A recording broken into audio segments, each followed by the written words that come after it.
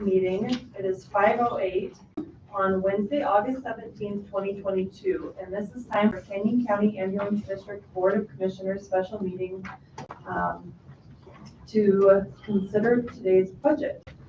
I am Commissioner Smith. Also present is Commissioner Van Beek and Commissioner White, and Monica Reeves is our acting deputy for this, or is it Leanne? Leanne Axe is going to be our clerk for this meeting. At this time, can I get a motion to approve the Board of Meeting agenda notice postings? So moved. Second.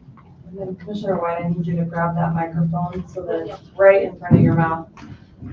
So motion by Commissioner Van Beek and a second by Commissioner White. All those in favor say aye. Aye. Aye. Any opposed? Motion passes unanimously. The first item of new business is a public hearing for the tentative fiscal year 22-23 budget.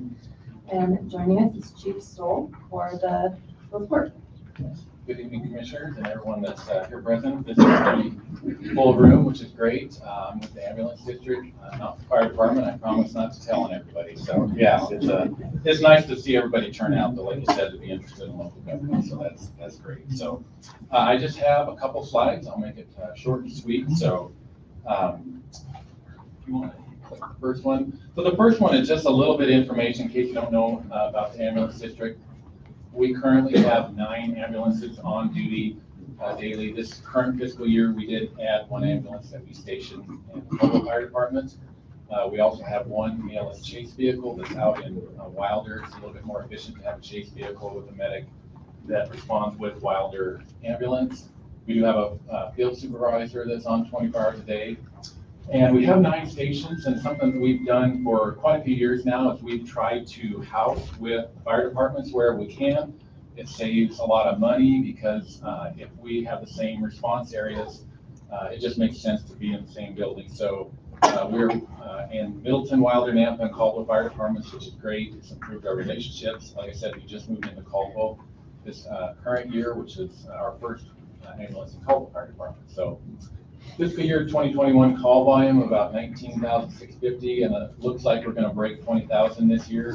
We probably increased about 3,000 calls since 2020 hit. So it's been busy, which everyone in the room just knows this valley is just exploding, and same with 911 calls. So go ahead and hit the next one. And so, sorry if that's a little bit small for those in the audience. I'll go ahead and go over it real quick. So our A budget, the top there shows fiscal 2022, 2023 and the difference. So part of our A budget for the salaries, we propose adding $3,000 to our compensation plan and the step and grade, and also to add 2 positions, 2 paramedic positions to help fill in the vacancies, vacation and all that, to help us use less overtime. So the total with all of that is an increase of about $758,000. Any questions on the A? That hasn't changed since we met last time. So B budget, the expenses, we went down in capital expenses by about $293,000, and that's because the current fiscal year we did purchase 2 ambulances, a battalion chief vehicle, and a logistics vehicle. And this year we're only purchasing 1 ambulance, so that one decreased by quite a bit actually. Fees, like everyone else, everything's going up. It's our chart writing software, our billing software, all those fees went up. So that went up about $140,000. The next one down that's pretty significant is medical supplies. Those have pretty much gone through the roof since COVID hit, and even worse last year. We're having to find different areas to buy medical supplies. Some of them cost more because we're having to search and buy them from areas that maybe we haven't in the past and don't have that relationship. Same with repair and maintenance and fuel, as everyone knows, and thankfully it's coming down now, but we did budget $50,000 more for fuel. And so that total increase was about $153,000. So the total increase for the fiscal 2023 is about $914,000. Are there any questions, Commissioner, on that forward? Okay, so this one is a revenue, property tax. We did choose to, we're asking anyway, to take the 3% and the foregone. So that's a total of 300, and the new construction, sorry, so that's a total of 305,000. Our ambulance fees, we're projecting with the increase in call volume, that is going to go up about 769,000. The other revenue, if you look across to it under fiscal 2023, the reason that is so high, it shows 8 million, because per our accountant, our auditor, that has to show all of our write-offs. So it looks like we're making that much, is because we just have to record that, even though if you look a little bit further down, you'll see total bad debts. We have to write off about $7.6 million. So it's comes through and goes out. So that's a total of an increase in revenue of about $914,000 for fiscal 23. And I think that's all I have. Are there any questions? Just one, Madam Chair. And Commissioner Hamby? when you came and presented to the board, Yes. one of the questions that we asked was why you were taking the foregone and 3% in the new Yes. construction. So if you could explain that, that would be great. So we did not take the 3% new construction or foregone or anything last year.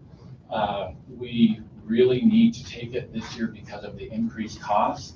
The foregone is not going towards any salary increases. That foregone has to be specifically for a certain use, and we've designated that towards, we need to remodel one of our oldest stations. The roof is dilapidated, and so to repair that and to do the station all at once. So that amount, and that is just 126,000 total. So that can't go to wages or anything else. It's a capital only. So that's why we're choosing to take that.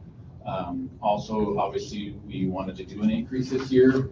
We're still with Ada County paramedics as our biggest competitor for people coming out of mainly the ISU paramedic school.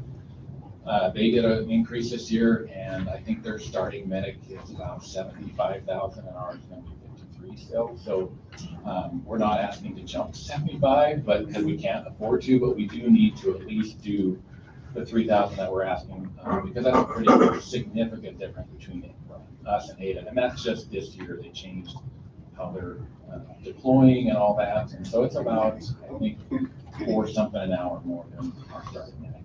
I'm going to say that back, Madam Chair, is that the provision of services would be unsustainable at a 0% increase across the board. It would be. Yeah. You have to have that in order to provide services. to the county. We just have to. Yeah, we're having trouble. I can tell you in the past, like several years ago, when we would post for a hiring, which we just did, we just hired 5 people, we would probably get 12, maybe 15 outside applicants. Maybe they have years of experience, maybe come from another state. And this last time, I think we had 2. The previous time we had 1, and I think the previous time we had 0. So it's getting very difficult to get people beyond the paramedic school here at Boise, and us and Ada go after them pretty hard because they're local people. So. This would comply, I'm assuming, with the House Bill 389 that Yes. caps you at 8%. Yes, it is. Are you right there at 8%? No, we're less than 8%. I don't know if I have that number. No, I don't remember, Madam Chair. I would have to look one of our numbers, but we're definitely not at 8. Okay. All right. Any other questions?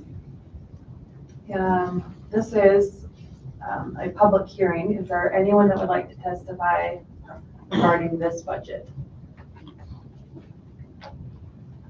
Speak now or forever hold your peace. All right.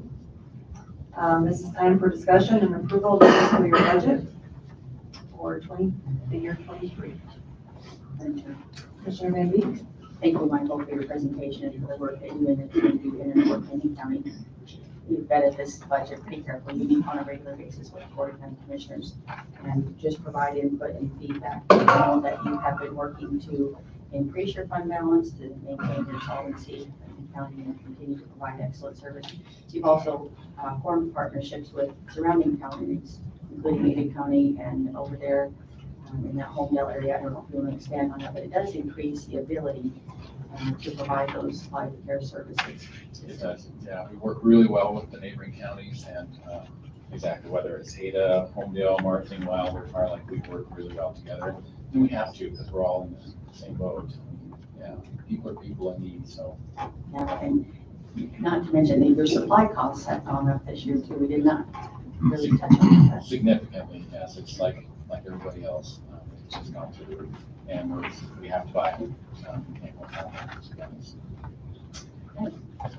I agree. You did a great job putting your budget together. You're being responsible with how you manage that district. And I think if you look at the history under your leadership, you've done an excellent job, and I appreciate that. And the way that you're taking care of your employees, so. If there's no other discussion, I'd entertain a motion. Madam Chair, Commissioner Van Beek, I move that we approve the fiscal year 2023 Canyon County Ambulance District budget as presented by Chief Stoll. there's a motion by Commissioner Van Beek and a second by Commissioner White for approval of the fiscal year 23 budget. Is there any other discussion? All those in favor say aye. Aye. Any opposed? Motion passes unanimously. The next new business item is to approve the 2022 dollar certification of budget request to the Board of County Commissioners, which is to sign the L2 form. Is there any discussion on that, or is there a motion for approval to sign that? Madam Chair, I move that we approve and sign the 2022 dollar certification of budget request to the Board of County Commissioners L2. Second. There's a motion by Commissioner Van Beek and a second by Commissioner White for approval of the L2. All those in favor say aye. Aye. Any opposed? Motion passes unanimously. And I'm assuming that there's no need for an executive session. No. Want to clear this room out? No, I do not. I want to be able to walk out of here. If there's no further business, then that completes this meeting. Yeah. Thank you. Thank you very much. I would Does like to- anyone have that form for me, us to sign? Got it.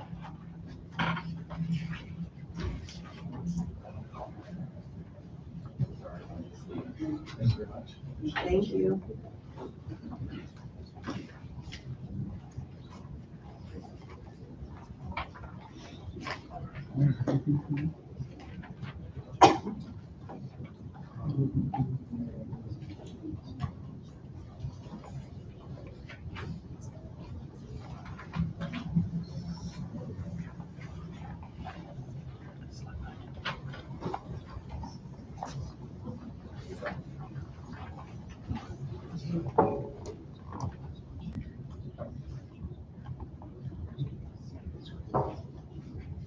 Joe Decker in here?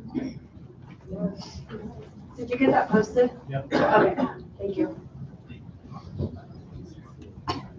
While we're waiting, and we're gonna start in a second, there is a document that I had printed and I scanned it, and it's posted on that budget page on the home page, if anyone wants to pull it up, just so that you can follow along, if we reference it. And it's on the homepage at canyoncounty.org. And on the header, click on the budget page. And then there'll be a new document up there for the fiscal year 23 tentative budget.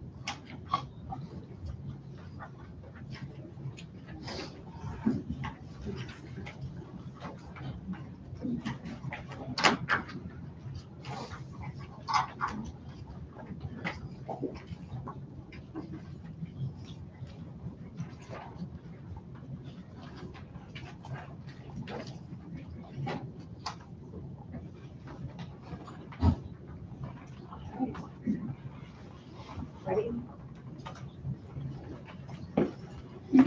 There's lots of empty seats now. I would encourage people to come and grab them. You're gonna be here for a while. Everybody's good? There is 4 seats in the middle that are in a row, if anyone wants those. And then there's 2 in I'm like, the let's front. go. Stand one hand. Sit on me.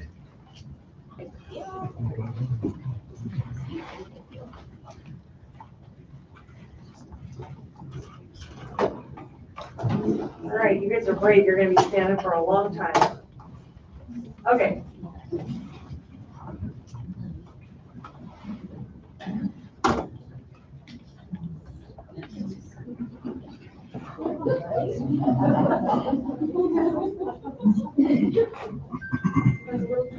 Alright.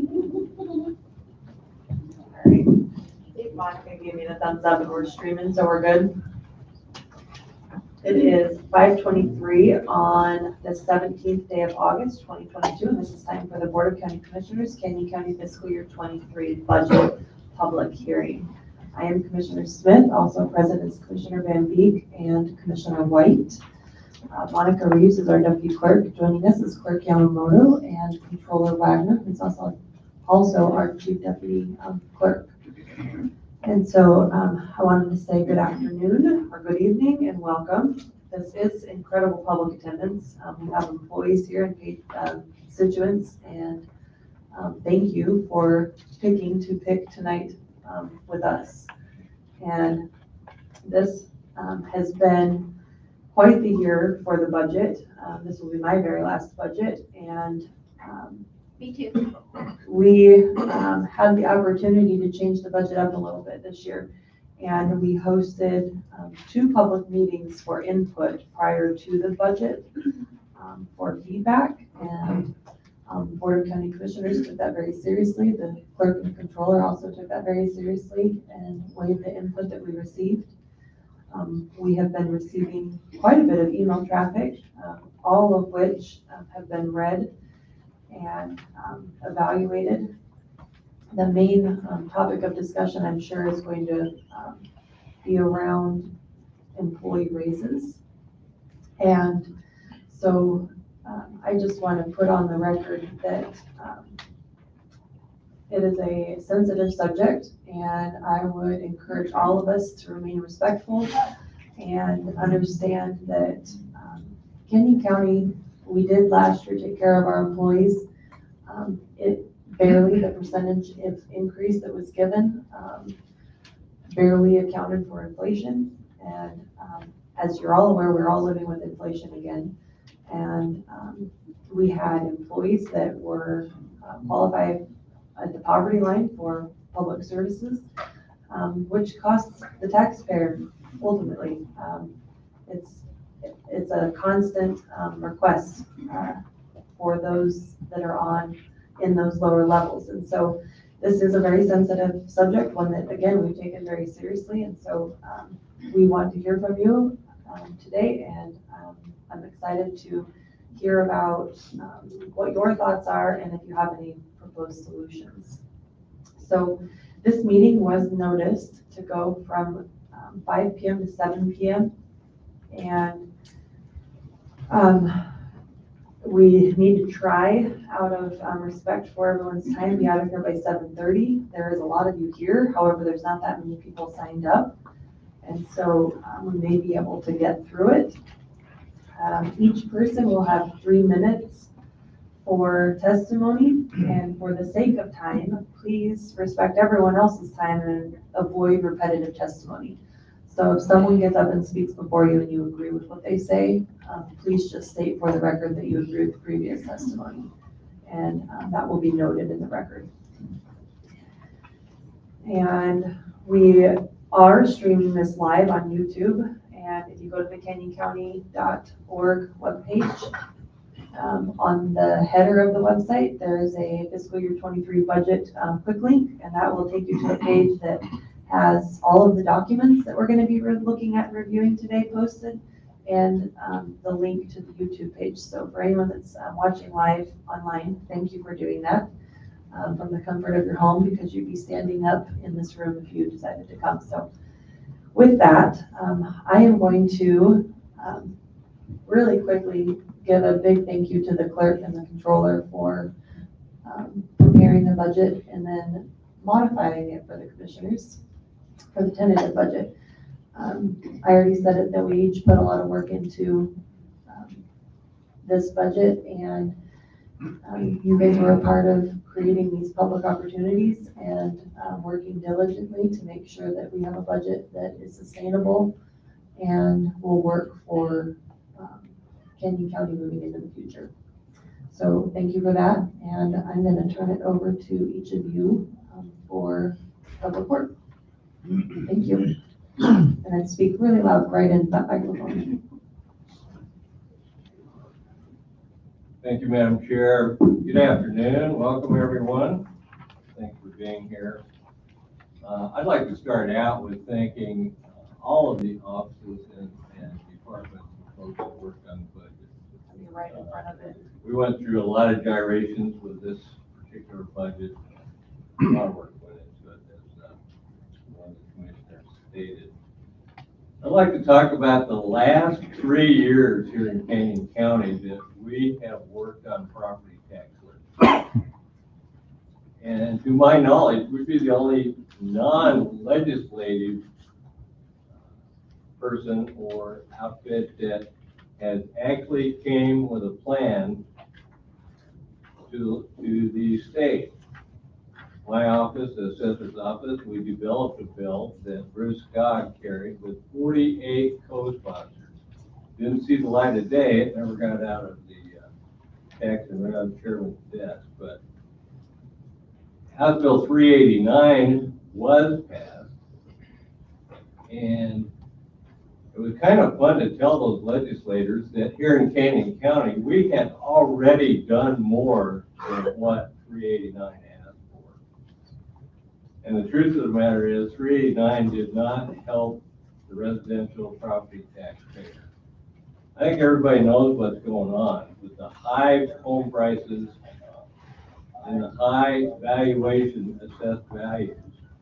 And with the commercial being relatively static, we're seeing a huge shift to the homeowners.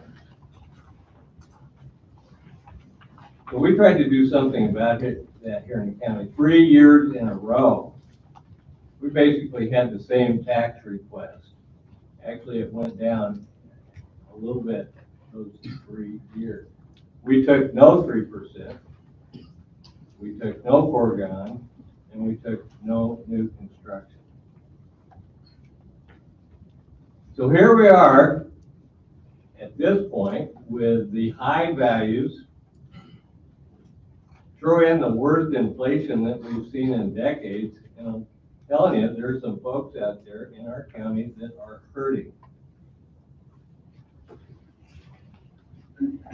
Opposed to that, here at the county, we saw our expenses actually going down some, mostly because of unfilled positions and some federal dollars. And we saw revenues up and have the largest fund balance in the history of Canyon County. And that is why the clerk's suggested budget was zero county property tax. And our plan was to burn down some of that fund balance. Also opposed to, I guess this was online, I haven't seen it, but the paper stating that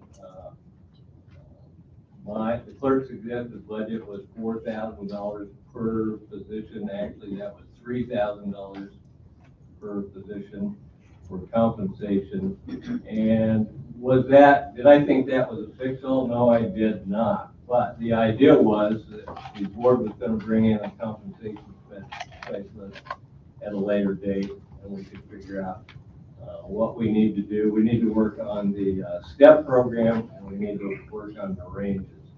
And I think it actually would be good to have an outside third party, because not everybody is going to agree on what those ranges should be.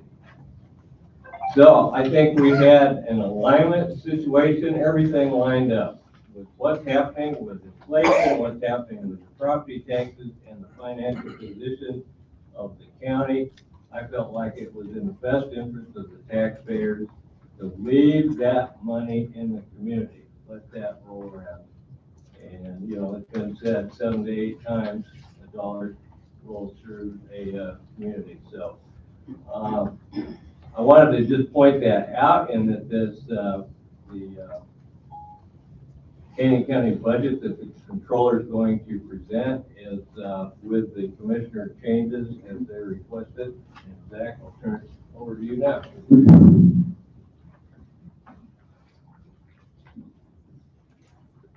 I'll do my best here, Madam Chair. Thank you.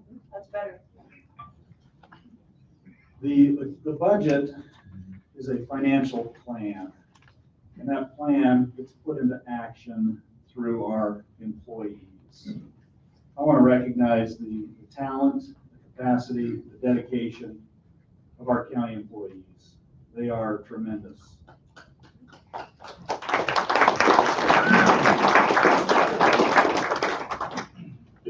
I sit in an undisclosed location and count beans all day. Our employees save the public money because of their talent, because of what they can generate, what they can produce, what they can do in-house. It saves the taxpayers money. So thank you to our employees, and also thank you to our department administrators and to our elected officials. It's a team effort.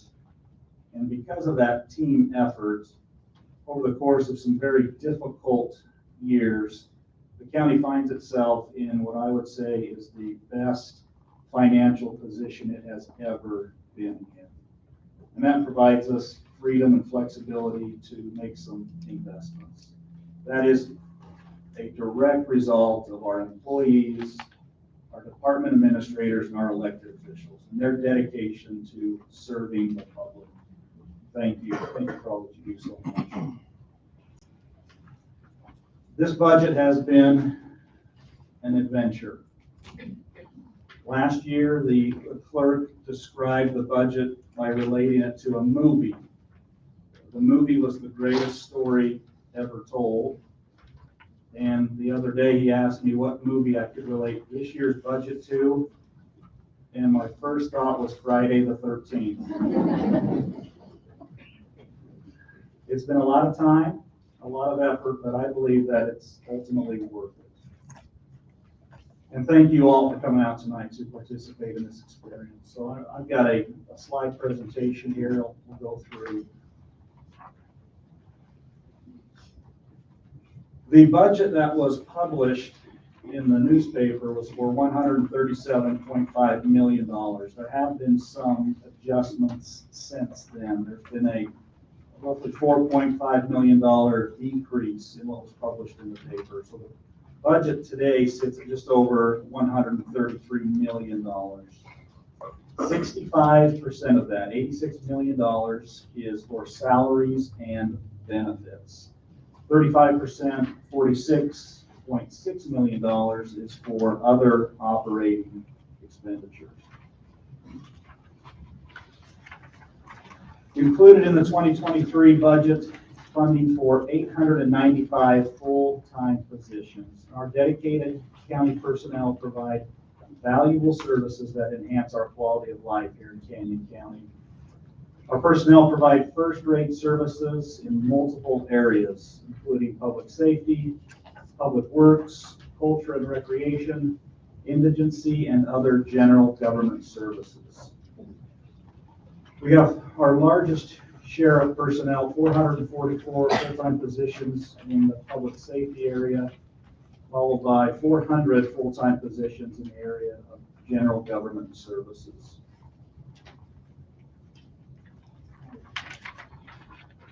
That 2023 salary and benefits budget is a 14% or a $10.7 million increase in our human capital investment from the prior fiscal year. Hiring and retaining dedicated county personnel who provide exceptional public services is a top priority, and that's shown with a 14% increase in our A budget, our salaries and benefits budget. $46.6 million is the B budget of the other operating expenditures. The largest area there is the area of capital investments, with $18.6 million budgeted for capital investments, almost $8 million budgeted for professional and technical services, $1.7 million for minor equipment, $3 million for supplies, $8.3 million for other services, and $6.8 million for property services. Page 6 begins a more detailed breakdown of that $133 million budget by office and department, and I'll touch on a few areas where we've seen significant change from fiscal year 2022. The county has received nearly $44 million in American Rescue Plan Act monies. And the county's revenue stream was significantly disrupted by COVID. And as a result of that, we have received federal assistance to replace revenues that were lost due to COVID. So we've budgeted $5.1 million in fiscal year 2023 of federal ARPA monies. Those monies have been allocated for capital investments, including a warehouse, a re-roof project at the animal shelter, and architectural and engineering fees for a possible new county administration building. We have a roughly $2 million increase in our building and grounds budget. Included in that budget are 4 new full-time positions, also $570,000 for possible real estate acquisition, and $800,000 for capital improvement projects. The capital investments line, that is where we are expensing the completion of the County Fair Expo building.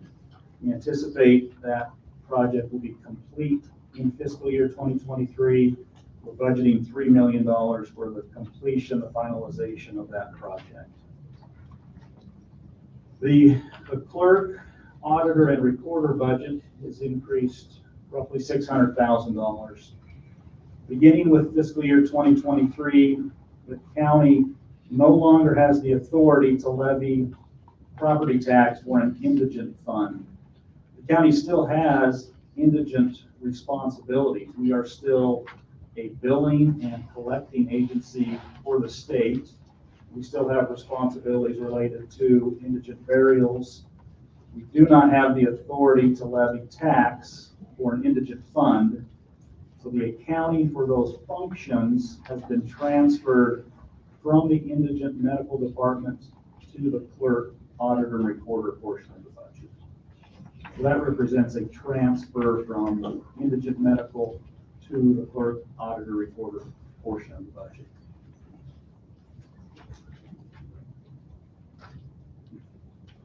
On page 7, the increase in the commissioner's budget includes an additional full-time position, the addition of a chief operating officer position. The county fair, the budget there is decreased over $2 million. That represents the Fair Expo building.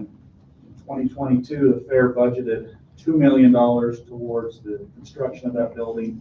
That $2 million has been fully expended, therefore does not need to be included in next year's budget.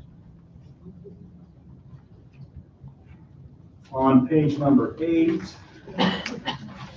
the Development Services Department, the budget increase there is under salaries and benefits, and that's due to an increased workload and increased staff provided in development services.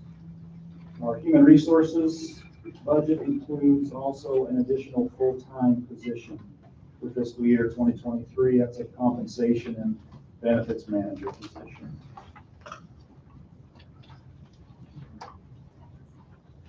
On the top of page 9, you'll notice the indigent medical care and assistance 2023 budget has been zeroed out here. Again, those expenditures, what's remaining of those expenditures, transfer to the clerk, auditor, recorder portion. Juvenile detention. In juvenile detention, there's been a total of 5 additional positions added since 2022. Also, the cost of providing medical services has been transferred from the ARPA fund back to juvenile detention for fiscal year 2023. Our landfill budget is increased roughly $2 million. The landfill is an enterprise fund. It receives no property tax monies. It's supported entirely by user fees, and they are beginning the process of installing a gas collection system. And $3 million has been budgeted for that project. Entirely paid for with enterprise funds.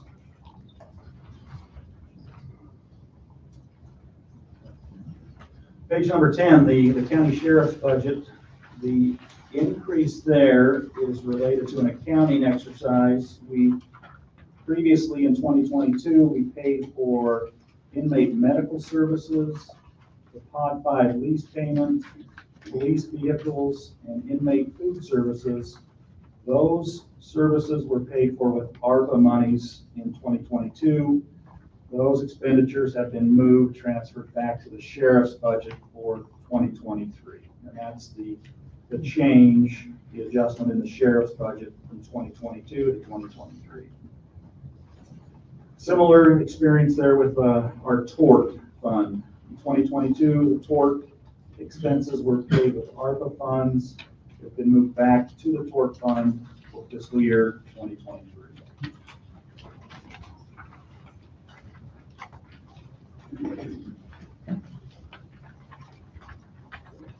The trial court administrative function for 2023, there's been an addition of 3 full-time positions and 2 part-time marshal positions that account for the increase there. So the total Canyon County operating budget, $132.6 million.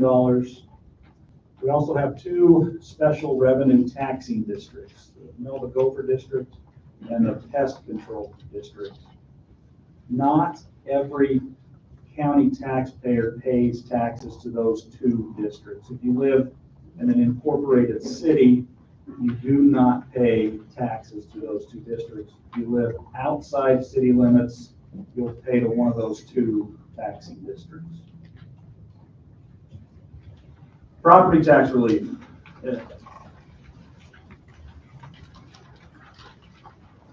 Canyon County's property tax revenue is budget, not rate driven. There is no fixed, permanent, established county property tax rate. Just because values go up, that does not mean that the county automatically gets more property tax revenue. That's not how the system works. The property tax rate is a formula.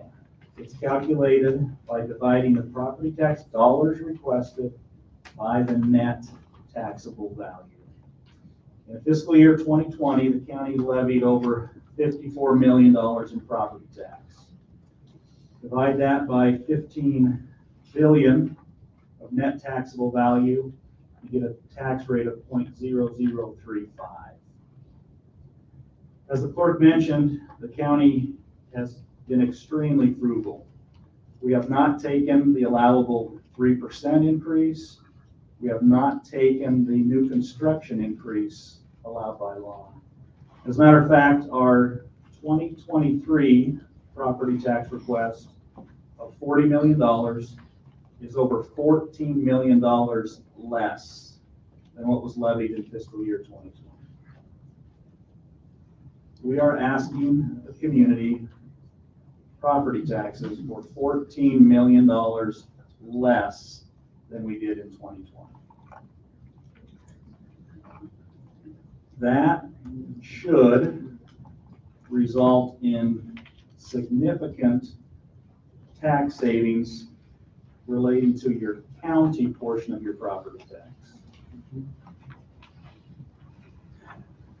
However, in 2016, the state of Idaho drastically changed property tax structure and policy. They removed the index from the homeowner's exemption equation. So a conventional 3-bedroom, 2-bath house that saw their market value increase by 40%, because of a frozen capped homeowner's exemption, their taxable value, which determines the amount of tax paid, increased by 80% in 1 year. However, even after an 80% increase, because of the county's frugality, because we lowered our property tax request by $14 million, county-specific property tax, we're projecting an 11% decrease for that type of property, that type of change in value. A custom residential home, $1 million home that went up in value by 30%. We're anticipating for that type of home a property tax decrease of 33%.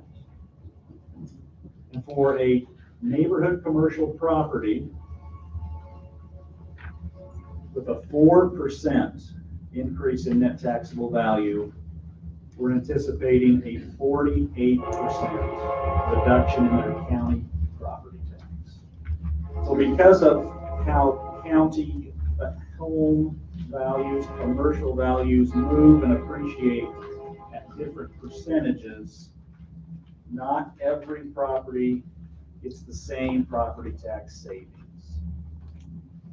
And that's presented in further detail on the next page. The Canyon County's reduced property tax request will save taxpayers a total of $14.5 million in county property tax.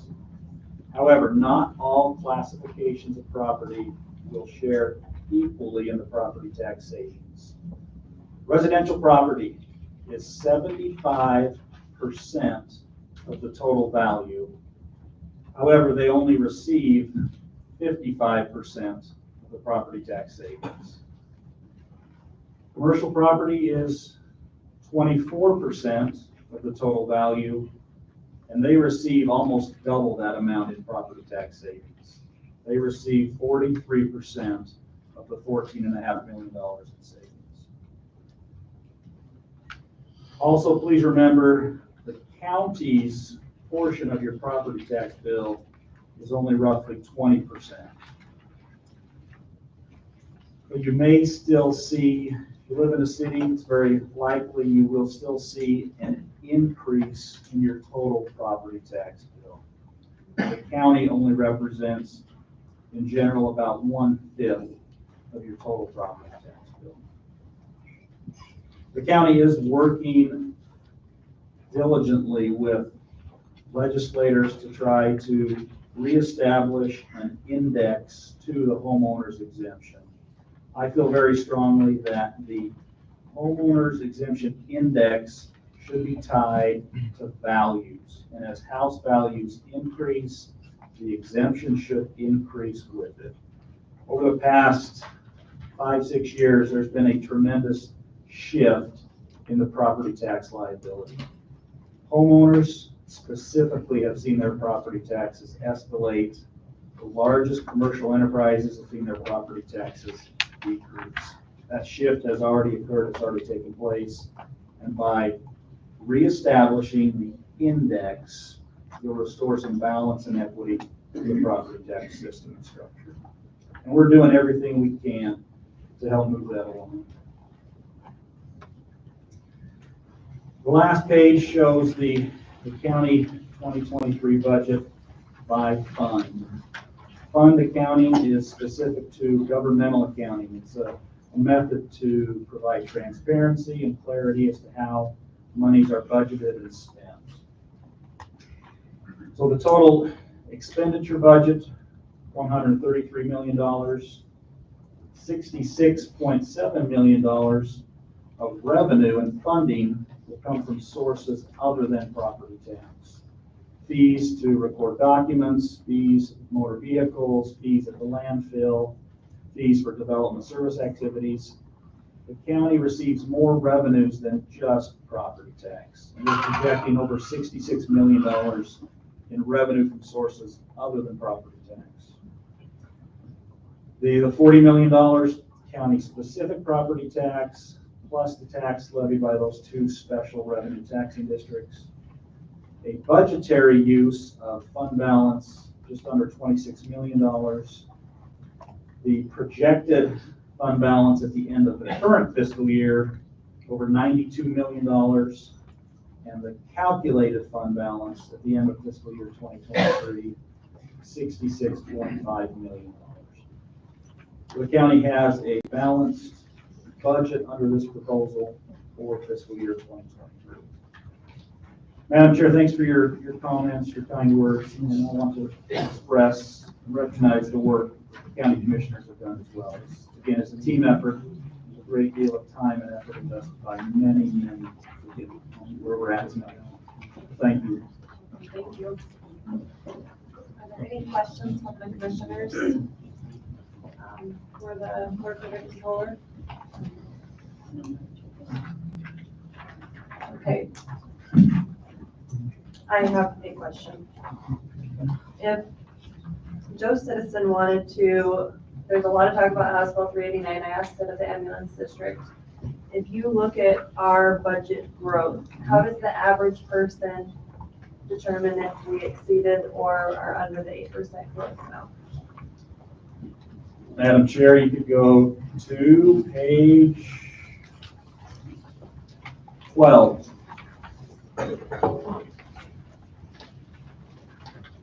Page 12 shows the dollars, the property tax dollars requested by Canyon County. So the 8% is specifically tied to the requested property tax dollars. No other funding sources or, It's not tied to the 130 million, the overall county budget. It's tied very specifically to property tax. so then if House Bill 389 stays in place, then can our property tax request next year, it's based off of the 40? No, it's not. It's based off of a look back. You look back at the last 3 years, and it's based, the starting point would be the highest of the last 3 years. So it would be based on roughly around 54 million. And then next year, the 54 million would be gone. And so the next budget cycle, the highest of the three would be the approximately 53,970,000. So then the 8% growth would be based off of that number? Yes. Okay. It gets significantly more complicated than that in a hurry, especially when you factor in, I believe next year will be the expiration of the current revenue allocation area, an urban renewal area. So then that would potentially come back on top of the 8% possibly as well. And what are we projecting that revenue to come back in at? Because I think there's going to be some discussion that by taking from fund balance this year and reducing the property tax, that now we'll have to re-ask for that money in the future. You know, we'll have to increase that levied amount on the property tax payer. But isn't it true that when the urban renewal comes back in, that will help equalize it out? Yes, because currently those taxes are paid, but they do not come to the county. Those taxes are paid and they go directly to the urban renewal agency, not to the county. Currently, that will change next fiscal year, 2024. Madam Chair, can I ask a question? On your time. Yeah. But we can ask it and we'll get it answered. Not yet. Not yet. Not yet. Madam Chair, your initial question about the 8%, we could have very likely, in 2020, we were at 54 million. We could have raised that 8%, which would have put you about probably 58 million. Then you could raise it 8% from the 58 million to 62, 63. Then you can raise 8% on top of that. We have gone flat, and now we're asking for $14 million less for 2023. So the 8% really doesn't come into play for the county. We don't give much consideration to that. Madam Chair. Commissioner Van Beek? And I'm going to just talk that out, because if we looked at the 53,970 on that 567, 8% of that is 4.3 million. Yeah, and there's a lot of hypotheticals, but this year the new construction values increased $10 billion. So we could have taken the new construction amount that would have helped offset some of that and provide. Repeat what you said so that everyone heard it. Okay. if we look at what 8% of 53,975,67, that's $4.3 million. So that's the amount. And I agree with the controller that if you factor in those other revenue sources that would return to the county, as a commissioner, I would submit that some of that revenue has to be used to help meet the capital needs of the county. What I've heard citizens say, and two of them are on the front row here numerous times, and in fairness to our city police officers, I met with, we as a board met with two of the police chiefs in the last 2 weeks, and then I met individually with the city of Nampa police chief. And he is frustrated that his officers arrest and bring to the county and they plea deal or they are released on a bond. And then he said, we rearrested this person minutes ago and because they recommitted a crime. So to tie up future revenues, there is a non-appropriations clause that doesn't allow a board to bind future boards in a hardship. I would submit that counting on all of that revenue to fund the salary increases is not in the best interest of Canyon County. There's market indicators that suggest we are headed for a downturn and would not experience the same level of new construction. Let's not deliberate. Let's focus on the questions. And then, so what was the question? It's not a question, it's a statement in response to your question was, what's the 8%? The 8% is 4.3 million. If we hypothetically, and I don't know if you have numbers on what you think the new construction will be next year, but if it's a tenth of that, if it's a 1 billion, that would reduce our amount to request property tax at 3.1 million. It would make it difficult to fund everything we're trying to do.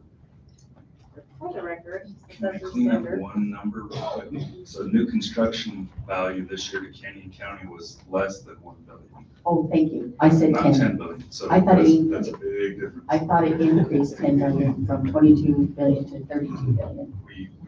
The overall taxable value increased, but new construction was a little less than 1 billion. Okay, And then it was hit by the 90% rule from 3 to 9. So it was, okay, so it's less than I anticipated in anticipated revenue. Thank you for that clarification. That does make a big difference. So to your question, Madam Chair, I don't think that we can allocate and tie up all of the revenues. There is provision by statute to allow the county to do other things. All of it's important. It's a 360-degree view. All right. Thank you. I don't have any other questions, and we are going to jump right into public testimony. And Larry, you had a question, and you're the first person to speak. So if you want, It's really a simple question, Zach. you have to jump up onto the microphone. I'm sorry. Help you, Larry. Make it be quick. Not anymore. Zach, it's just a question. I know how I've been slammed with increasing property values. If we index it and we look out here now, and it looks like we may be in for decreasing property values. How would that work for me as a taxpayer?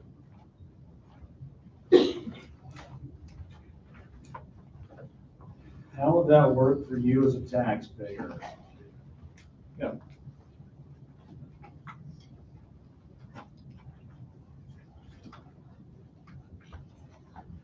Larry, that's a difficult question because each tax bill is affected by what happens to that property's value. Yeah.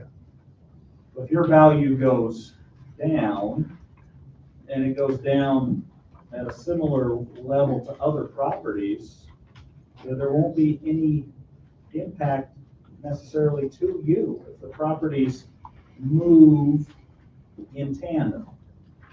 Yours go down, Larry next to you, his goes down together, then there's going to be no change there. The problem is when one property goes down just a little and a different property goes down a whole bunch. Or if one property goes up just a little and another property goes up a whole bunch, that's when you have swings and shifts. When you have different classes of property appreciating or depreciating at different rates, different percentages. That's when you have the swing. That's when you have the shift. And just for the record, that question came from Larry Olmsted. And then we're gonna start with Larry Stevenson for our testimony. And since we're not in our normal meeting room, I'm gonna set timers for 3 minutes and you'll get to hear a lovely sound when it's up. Thank you.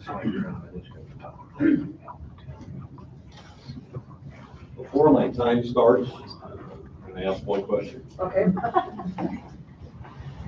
Into the microphone.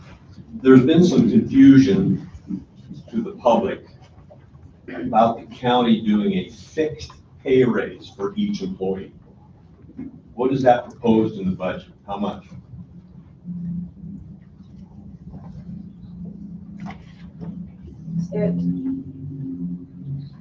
So the clerk stated early on that the correction that he suggested was $3,000 per employee plus there was an hourly increase too, correct?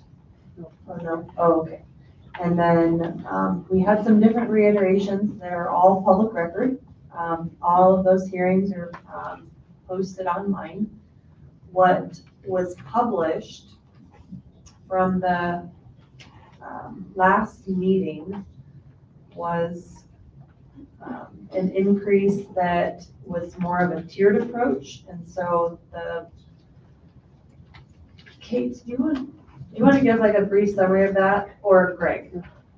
Either one of you, and then Larry, then we'll come back to your testimony. I do think that's a valid conversation before we receive testimony. Madam Chair. It's up to you, like which one of you want to be on the spot, or if both of you want to walk up to the podium and tag team it. This was a joint effort available here. It's the breakdown that we could just provide. I'm just gonna let them do it. So, Larry, you wanna sit? Or, Sit down. you're good? Okay, so for the record, this is Greg Rast. He is our Information Technology Director. And then we have Human Resources Director, Kate Rice. Some of you may wonder why Greg is standing there. Greg and why he was involved in helping us with pay right now. Greg is a master at Excel spreadsheets, and he is not for hire. He already has a job, but Greg was asked to participate because the flat rate was requested. There was a flat rate proposal, and we knew that there were positions that were lower paid positions that needed to be increased at higher levels than other positions. And so I knew that Greg would be able to take the existing information, put it into a spreadsheet. It's not personal. It's not based off of anything other than trying to bring wages up above poverty level, and then doing some modest increases for those that were already at sustainable wages. So with that, that's why Greg is there. Kate helped us with a lot of the research as well, looking at those. And just if you want to each give kind of a brief summary of what that looked like. Sure. Madam Chair, Commissioners, what we did is there were some 4 pain points that we were given to look at through the discussions. It was our minimum wage. Some we had getting paid $14.83 an hour. Keep talking loud. Oh, is this, okay. Thank you. So we actually came up to a minimum rate of $19.95 as entry level full time. So $14.83 qualified for food stamps, it was a poverty level. We want to get out of that as we were so behind in market. So we slid all the individuals in that range up to $37,999 into $41,500. That was that minimum $19.95 an hour. The other pain point we had was the starting deputy in the sheriff's office on patrol and the starting range for the jail deputy because they're behind market and losing staff to Ada County, other competitive markets out there. So they're having a hard time filling vacancies. Those are some pain points we took in consideration. And then we looked at the Social Security justified rate of inflation for 2022. It ranged between 8.5 and 9.1. We come up at 9% from top to bottom on a COLA for that justifiable number. We try to hit those minimums for retention. And then we actually use the 9% formula top to bottom for all employees. And we actually had to add a little bit in the range of dollar amounts to avoid compression issues. And so with that, it's a tiered system. There's about 11 calculators that salaries went through for equal equity from top to bottom. We tried flat rates of dollars. We tried flat rates of percentages. It just didn't work. The flat 12,000 on the low end would make some positions in one department make more than a mechanic, or some other skilled positions in other offices and departments. So it wasn't really equitable and fair from top to bottom. And if you look at the scale from those that are making the least, that I think our lowest was 30,543. They had the biggest increases because they went to that 19.95 an hour. So those are big percentages, and some of them are like 37.92% based on that slide. The more you make, the less you got. So the more you made in the county, you only qualify for the 9% COLA, not the salary slide, anything else. So top to bottom, we felt it was equitable. It's not perfect. This is perfect. It was just math. It was salary in, calculated, salary out. And if you look at the average top to bottom, it wasn't the 12,000 flat rate. The average is just shy of 8,000 an employee. So it wasn't the 3, it was not the 12, and that's where the $4.5 million in savings came from by taking it through. So the full $13,500,000 was not used or recommended through the math, and we capped it at 9. So hopefully that answers the question. Yeah, so then, just for the record, the biggest increase was 36.92%. The average increase was 13.32%. For with benefits, an average increase per employee of $7,507. Madam Chair, I think that was before we did the years in position adjustment. Oh, okay. If you look at the years in position adjustment, that actually Okay. went up. Okay. That was phase 2 of the project. Got it. So it's, the average actually came to $7,973.51. And with the 13.5 million allocated for salary, to kind of see where the numbers fall, that's where the $4,551,178.69 came from. Okay. Thank you. Madam Chair, Go ahead. and I just wanted to provide context. There's a lot of numbers, and hats off. I can't run the numbers like you do. Thank you for the hours of dedication that you gave to that project. And for comparison, a slight adjustment, the highest increase was 37.25%. That represents $11,290 to one employee in 1 year. Comparatively speaking, at the top end, so we're everything over 100,000. The highest rate of increase is 22,000. In a single year, there's others that are 17,000. That's with the cost of living adjustment. So if you look at the lows and the highs are still significantly outpaced by the lower salaries. And there's everything in between there. So Madam Chair, Commissioner Van Beek, that low end, that 11,900, that was the lowest paid employee in the county to slide to that 41.5. So by math, that was the biggest increase on the lowest part. The increase that you're referencing, and just full transparency, that's the prosecuting attorney's salary. Because the elected officials, we had a rubric because they were behind in salaries as well, pretty low paid. So we actually put some differential on the range. So not a lot of them are in that high range. If you're 100,000 plus, you only get the 9%.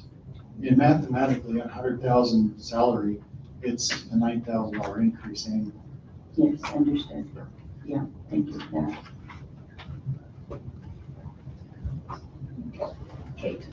Hello, thank you, Madam Chair, Commissioners. I think we've all agreed that our current system is not a perfect system. It's not 100% broken, and I'm not here to say throw the baby out with the bathwater, but it is not a perfect system. And so to add a simple percentage or dollar, we were not going to find a perfect number to be able to apply completely through the 886 current employees. And so we put this into banding and came up with some averages, and we looked at individuals as well as groups to ensure that our compression was not a problem, and that we showed the employees of Canyon County who are the ones, who are the ones making this county work and providing the great services to the citizens and the people of this county, to show the appreciation that they are due for the incredible job that the employees of Canyon County do every single day. Not only save money, Zach was very eloquent in his words about saving money, but we have employees at Canyon County that save lives every single day, and they need to be rewarded and deserve to be rewarded.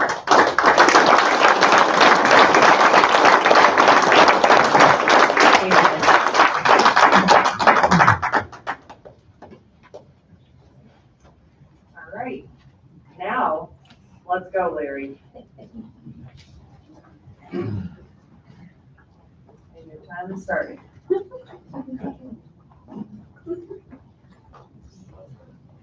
Okay, this changes my testimony quite a bit because the public was aware of a 12,000 per person employee raise, which makes no sense at all. So if you highlight, and I'm not gonna, save a lot of time here because I'm running out of time in a hurry. The highlights of the budget meetings on 7/12, Chris Yamamoto, he came up with three areas: property tax relief, human resource capital investment, which is pay raises, and hopefully a capital improvement for like a jail. That's not been discussed here. So pay raises, he said in that statement, and it was a press release, he wanted $5.4 million to each employee. That was for future and current. Okay, now we're talking about if it's 7,500 or 8,000, we're talking over $7 million. So that being said,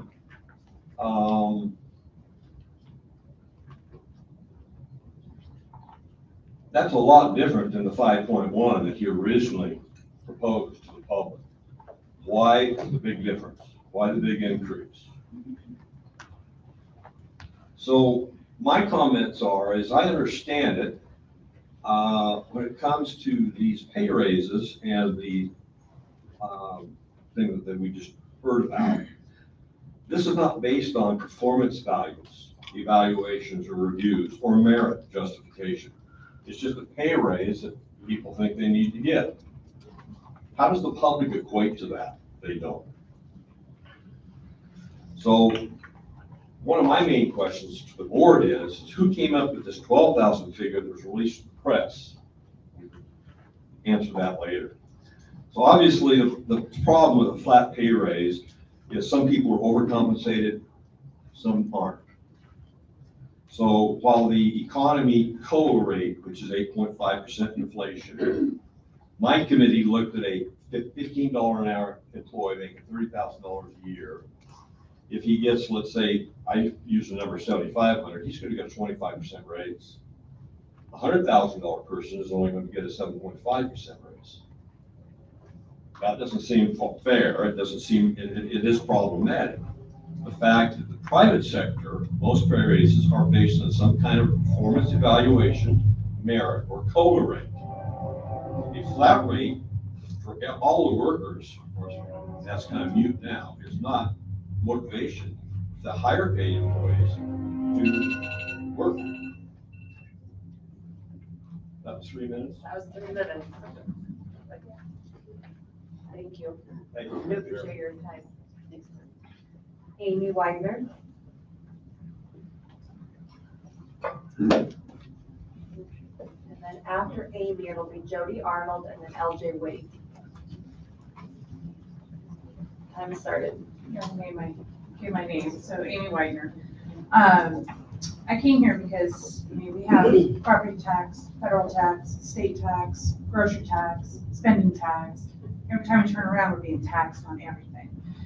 I spent my entire career, my husband spent his entire career in the Army. We served the public, we were public servants, and we understood that as public servants, we are stuck into certain types of pay. And we'd have categories. If you didn't move up, if you didn't educate yourself, you didn't do something different, you weren't going to get more than a certain amount. We understood that going in. So if you did not promote, you didn't make more. So this just give people raises because it's the good thing to do, because it feels good in your heart, I disagree with. I don't believe anybody working at the county should be on welfare, but it needs to be, as Larry said, it should be on merit. It should be on performance. It absolutely should. My income is not going up. I'm on a fixed budget, a fixed income. My husband's on a fixed income. I know Ken here is on a fixed income. How many people on a fixed income, their expenses are going up? Their income's not going up. So, I mean, all this taxing. I never received a 17 or 14% increase in my pay in my entire life. So here we have a range between, what was it, 30-some% and then 9%. You just take the top number and everybody gets it. I mean, really, that's ludicrous. That's pretty much, I mean, one of the other things I wanted to mention was, right now Biden's saying that we're not in recession. I mean, that's a BS lie. He also said, oh, inflation's not going up this year. It's fine. We're at a zero increase, and that's BS. So with our own president lying to us, how are we supposed to believe that next year our taxes are not going to go up because we're spending our general funds on all of this other stuff, and now we have no general funds. And now it's like, oh, we need to increase taxes to fill the general funds. I agree with that we can't rely on other stuff coming back in because we've been BS'd before. We've been told, oh, it's okay, we'll get this funds, and we never get those funds. I also agree with the explanation she gave with the highs and lows. I mean, totally agree with all of that. So that's pretty much all I have on this. I worry that the general funds are disappearing. We're spending them on everything else, and then we're gonna get taxed, and it's gonna go way up. That $54,000 or $54 million is gonna go to that following year, and then you're gonna use that to do an 8%, which I felt was a threat, by the way. We can do 8%, so you should be grateful we're not. That felt like a threat. When you said general fund, did you mean fund balance? All the other meetings that we had, yeah, Fund balance. Okay. And then I just wanted to say thank you for your service. And then absolutely, I think that our employees that are here are offended that you think that we're getting feel-good raises. That's your opinion? It was specifically said that they're in poverty, so we're gonna bring them out of poverty. I don't believe anybody that works at the county should be in poverty, but that's what was said. No, that was not what was said. And it wasn't anything about feel good. It was to bring people to appropriate wages where they were not living in poverty. It had nothing to do with feeling good about them making more money. That's a big exactly difference. what that is. Thank you, ladies. Thank you for your service. Thank you for your, Jody Arnold, and then LJ Wade, and then Pep Wade. Might have to grab that and pull it. Good evening. I would like to ask if you spend money that you should be giving us a benefit like the jail. I would like to really see a jail being built. You promised us jail before. I believe we voted on it, and I'd like to see a jail. Thank you. Thank you. I do think that there'll be discussion from this board at the end about the plan for some of that fund balance related to a capital improvement fund. There's a process for that, and this board is very supportive of that. Next one will be LJ Waite, Pep Waite, and then Kelsey B. From NERPA. I'm totally gonna slaughter your name. Okay, you're up, LJ. I'm LJ Waite. I'm the former finance director for the city of Caldwell for 20 years, and I learned a lot about budgets during that time. I am concerned that we are trying to do everything in 1 year when we don't have the revenues to do it, and we're dipping into fund balance. Never did we ever have enough money in Caldwell to pay our employees what they were really worth, but we had priorities and we worked on it, and the employees knew we were all about that. We took new construction when it was available, and we did that. Now, if you can guarantee that that $40 million will stay in property tax, that's a great benefit to all the citizens, but that's only on your county bill. I liked Chris Yamamoto's $3,000 raise. He thought about that, he understood, but I thought about the same thing. That would be the appropriate thing to do right now, and that the new commissioners coming in have time to do the salary review, work with the people that are coming forth to do that and make that happen. Now, this budget has the potential to put the county into an insolvent position, which means that revenues do not meet expenditures by $25 million on that last sheet. You'll have to get revenues from somewhere to make that gap, and it's 25 million difference. About 5 million of that would probably come from fund balance every year to do one-time projects that are good. But I'm going to prepare an amendment for the budget in January. I need to know what you're concerned about in your costs, and I will have it available for the new commissioners on what they could do to keep the county from going insolvent and set priorities on how to pay the employees properly, and you're going to have to reduce costs. We had to reduce costs in the city, and we can do it in the county. How much have the costs gone up every year? In the last 5 years, salaries went up $19 million. This year, they're going to go up 11. Do you hear that, county employees? Mm-hmm. Do you know why they're concerned?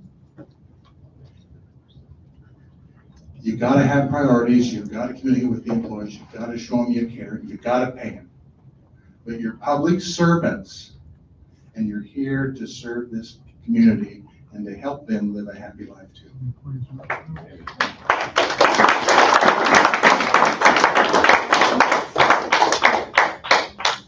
Thank you. Pep Waite, and then Kelsey, and then Kim Yaneko.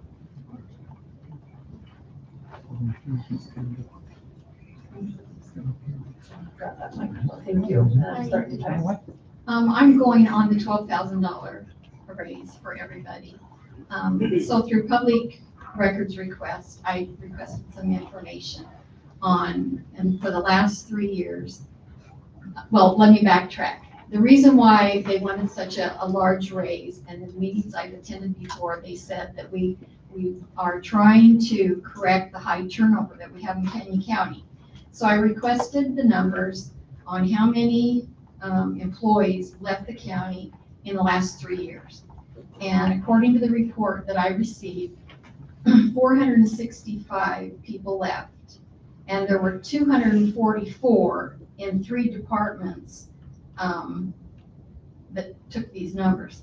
Prosecuting attorney's office, there were 55. In the sheriff's department, there were 115 that left. And the clerk's office, there were 74, so that totaled 244. And that's 52% of the total people who left. And so my question is, you know, are there exit interviews? Do you know why? And I did not get that information because on this form it says, Canyon County does not maintain official statistical information related to employee turnover.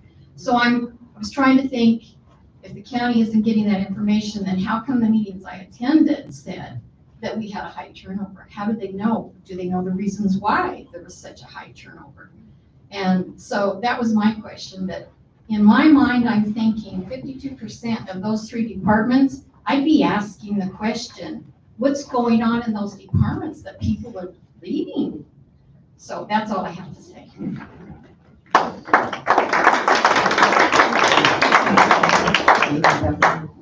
Thank you. Kelsey.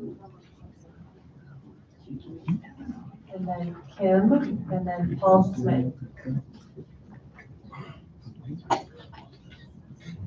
To kind of You help, state your name. oh, Kelsey Basilua. I would totally slaughter that, sorry. You're fine. It has to be said real slow. Okay, you're up. So, kind of in response to the last item of question essentially is, why is that turnover rate something that it is? It is quite literally the pay. I can really say, I am a county employee, and from our specific office, I have seen every single person who has left, it is because of pay. It is because they cannot afford to feed their families on what we're making. A lot of them have moved in with family members from out of states to attempt to make a new life here and try to flourish here as we all want to. They can't afford to live out of family members' garages, spare bedrooms. It's astonishing how many people have left strictly because of pay. My position and in the department that I work in, we work with strictly the public every single day.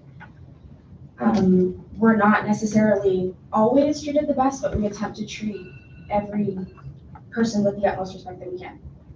And it's really hard to go to work every day knowing that we are attempting to give the best service and the most just customer service satisfactory position that we possibly can, and have our pay rate be what it is.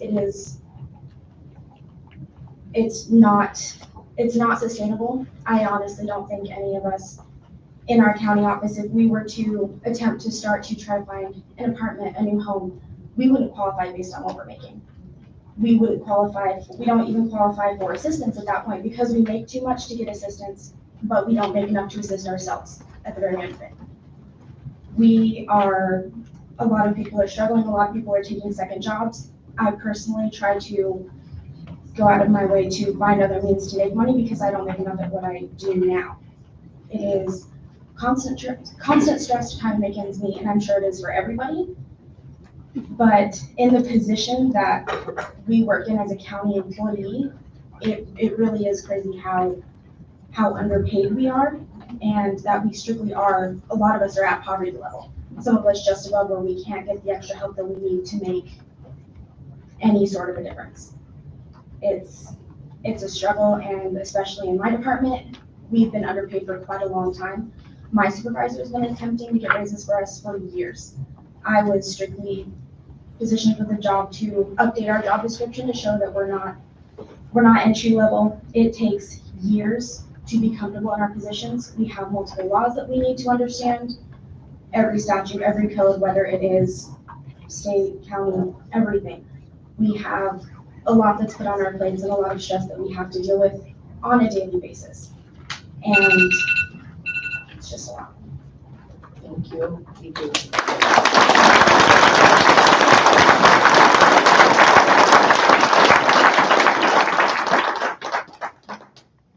Kim, Paul, and then Carol. Chad.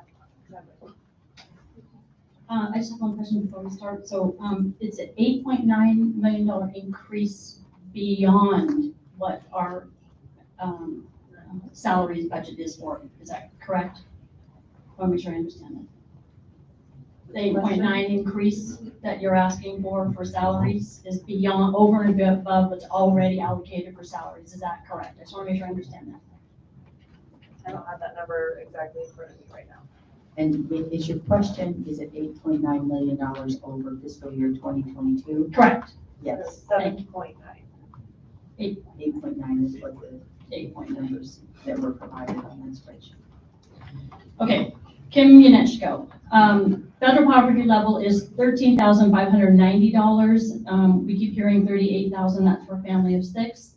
Minimum wage across America is $15 an hour. So I would imagine if they're putting $15 an hour, it means that's meeting poverty, above poverty level. What are the stats for retention for why employees are leaving? It seems to me that no amount of money will retain employees if the climate is toxic and things are not changing. Our law enforcement absolutely should be paid. They are risking their lives every day, and they should have a sustainable wage to retain them. just because you work for the county doesn't mean you get to make more money if you're sitting behind a desk. I work for Princess Cruises. We knew that we had a salary range, and if you wanted to be a 30-year employee, that was perfectly fine. You knew you had a cap. You could choose to educate yourself and move on, which is what entry-level positions are supposed to be, so that you want to move on to the next level in your employment and increase your wages. My husband, 30-year law enforcement, he decided he knew where his cap was because he wanted to stay in the position he loved on bicycles. He could have promoted, but he chose not to. That was a choice you make. It doesn't mean you get to have a major, massive increase just because you think you should because you're a county employee. Do I think our county employees work very hard? Yes, I do. I've had to work with them on a daily basis with the land use hearings. They are not rewarded for the work that they do. But what I see is top-down increases in pay. So in 2018, the sheriff and the prosecuting attorneys both got 17% pay increases. Each of the commissioners got 10% pay increase. Treasurer and assessor got 13% increases. The following year, several of them got 2% increase. 2021, in the midst of COVID, y'all got 7.5% pay increase. So why is it that over $100,000 increase or pay gives you a 9% COLA? Everybody else is lucky if they get 2%. Okay, many of the people that are moving to Idaho are on a fixed income. They're retired law enforcement, retired fire. We should be grateful they're here to protect our communities. Okay, but to overtax them on things like this just blows my mind. Commissioner White, you will be retiring from this position. I need to understand because Percy's is new to me. Sorry, it's new to me. Will you get 80% of your pay when you leave here, and the county will be paying that? Is that accurate, or does that come through Percy? I just have a question for each of you. He was allowed to ask a question beyond his time. And these are just questions because these will help our community members, so I would appreciate if you just give me another minute, very quick, and then you can answer the questions. Well, if we want to, and I'll give you one more minute. Okay, Commissioner Smith, you at the last meeting on Monday said that all new commissioners could absolutely increase, freeze, or lower wages. So you're sitting on board right now. You have the ability to reduce what you're asking for right now on your own salaries. Because at some point, if we can't sustain, you will be losing employees and possibly filing bankruptcy because this is not sustainable. Commissioner Van Beek, you will be the only one sitting here next year. Thank you for that. You think this is sustainable? And Mr. Yamamoto, we were taxed federally by ARPA. Okay, so we all got one tax. You guys clearly overtaxed us. So that's why there's such a ginormous surplus going on.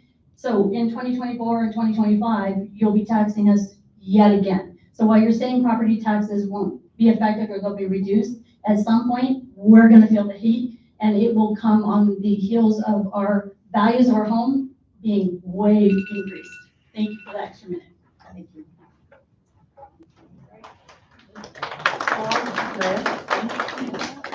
And then Carol stated she was gonna forego talking, so it'll go Bob Helpington, and then Darren, Trevor Hoffman. Excuse me, can I get answers to those questions? Not right now.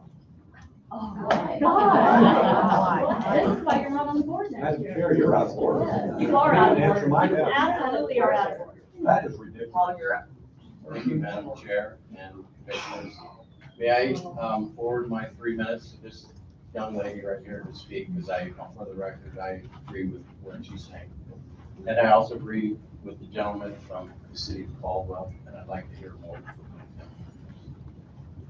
him. If there's still more time, we can allow them to come back, or if you want to split the time between them. Could you ask for answers to my questions? Can you please answer questions in 3 minutes? Okay. Anybody answer? Do you get 80%? Do you get 80% of your salary? We just got an email today that Percy is coming and we are to sign up for our everything. And I have not even sat down with Percy. This is my 6th year, and I have never sat down with Percy and gone over this. So I sit here before you right now, and if there's a Bible, my hand is on it. I have no idea how much I'm going to get. So, but Yeah, I know that problem. I paid my tithes, so I'm pretty sure I'll be taken care of. Thank you. So my other concern is.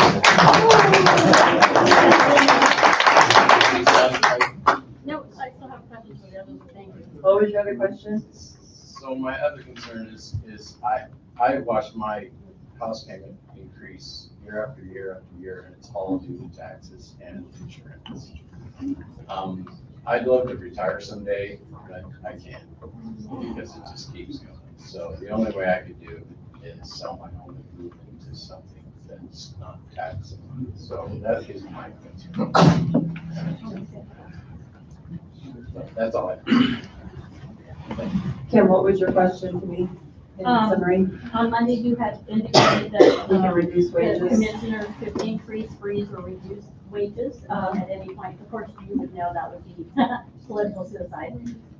But it is something that you indicated, so I'm just wondering why this current board isn't asking to reduce the higher end salaries So to help compensate for this. what I will tell you is, on my notes, the elected officials do have significant pay raises on these, and I'm very willing to cut all of them. I'll also, in my deliberations, be proposing to cut the Board of County Commissioner salaries, because we're hiring a chief operating officer who will be fulfilling some duties, have no authority, but be working. So I will be proposing to the board to consider reducing elected official wages specifically to the board. And so. So only the three of you, not the rest of the elected officials? I am okay with having that conversation with my fellow commissioners as part of deliberation, because there are some significant raises. Commissioner Bandy, just please.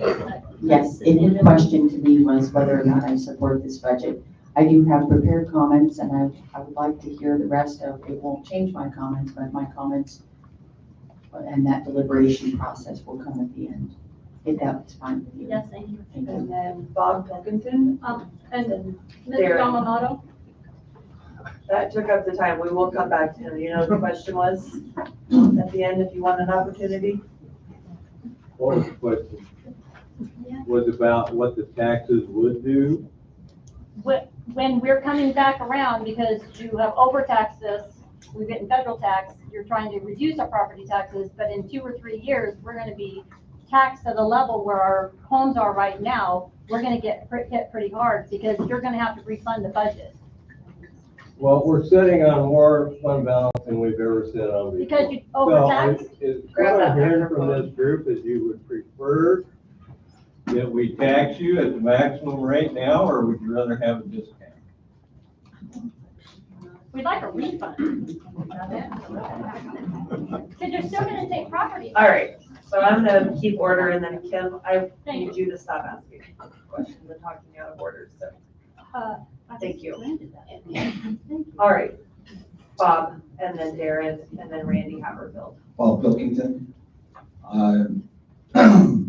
Will be the first to say that I have a very poor opinion of public employees overall. My own opinion, I can say that, right? Just from my experience in my life, testimony of people that I know, I believe the raises should be only merit-based by their supervisors. And being your public servants, that some of the input should be from the public, the people they serve. Are they serving people the proper way that people need to be served? Are there complaints that need to be addressed? Apparently, we don't know, because we don't know why people leave. So I would suggest that it be merit-based, and it would be from public comment also, not just their supervisors, because there are some departments of the county that are very toxic, and that's pretty obvious by the report of how many people are leaving certain offices. So I am not in favor of a blanket raise for anybody. Let them earn it. I earned it. I grew up. I had to earn it and change my job and work hard. Why can't they do that? Why would you just be handing someone else something else when it's somebody else's money? You know, you guys are really good at spending other people's money. And everything you spend is somebody else's money. It's not yours. I would think by watching this process, you guys are all Democrats. It's very sad to say. So, I know you work hard, and the ones that do work hard and help and do customer service properly, I salute you. The ones that don't, maybe they should find a new job. Sorry. All right, Darren, Firehouse, and then Randy Haverfield, and then Lynette Hill. Madam Chair, Commissioners, my name is Darren Freiberghaus. I am a county employee, have been so for over 30 years. I'll be right up front. I am the supervisor of the driver's license office. All but 3 of us in the office are customer service, which is the lowest paid wage in the county.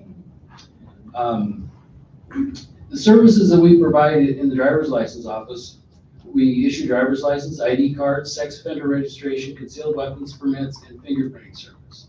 If staff, my office employs a total of 16 employees, 12 full-time, 3 part-time, and myself. All but 3 of us, as I said, hold the description of customer service. Those customer service positions are much more technical than their job title would suggest.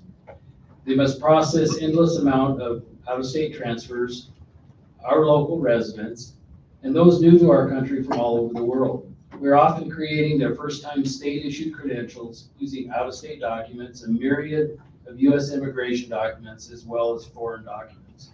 We must also accurately and correctly issue concealed weapons permits and register sex offenders. All of these functions require my customer service staff to do this while complying with ever-changing federal laws, state laws, and Idaho Transportation Department policies. They have a huge responsibility to do this accurately and quickly with a starting wage of $14.83. My office currently has 4 vacancies. One of those vacancies goes back a year, another one 6-7 months, other in the last few months. You know, the county is not attracting job applicants that want to do these jobs, which are much more than customer service. They're technical jobs. We have, you know, the applicants have to pass background check, polygraph check, drug test, drug use history. Where you can go down the street to McDonald's and make more money than, and not have any of those requirements. You know, you show up, they're gonna give you a job. Yes, we have benefits, which are much appreciated, but that doesn't pay people's bills. I currently have, I know of 3 of my existing employees, because I'm 4 people short, that's a quarter of my staff. I know of at least about 3 employees that are currently actively looking for another job due to pay.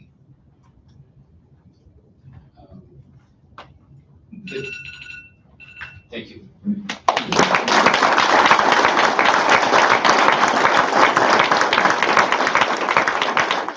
Randy Haverfield, Lynette Hill, and then Osborne. Madam Chair and Commissioners, I appreciate the 3 minutes you gave me. My name is Randy Haverfield. I reside in Nampa. My wife Lori and I have lived in Canyon County for 43 years.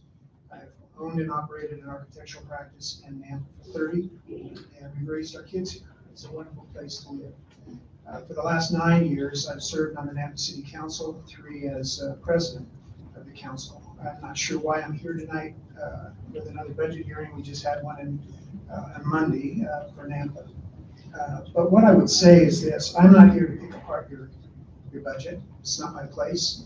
But what I am here for is to offer, if it's an olive branch, then it's an olive branch. But I've felt a resistance to the county and the cities being able to work together for the common good. 9 years on the city council, we haven't voted ourselves a raise as elected officials. There's 7. We've given the mayor an increase because she's a full-time employee.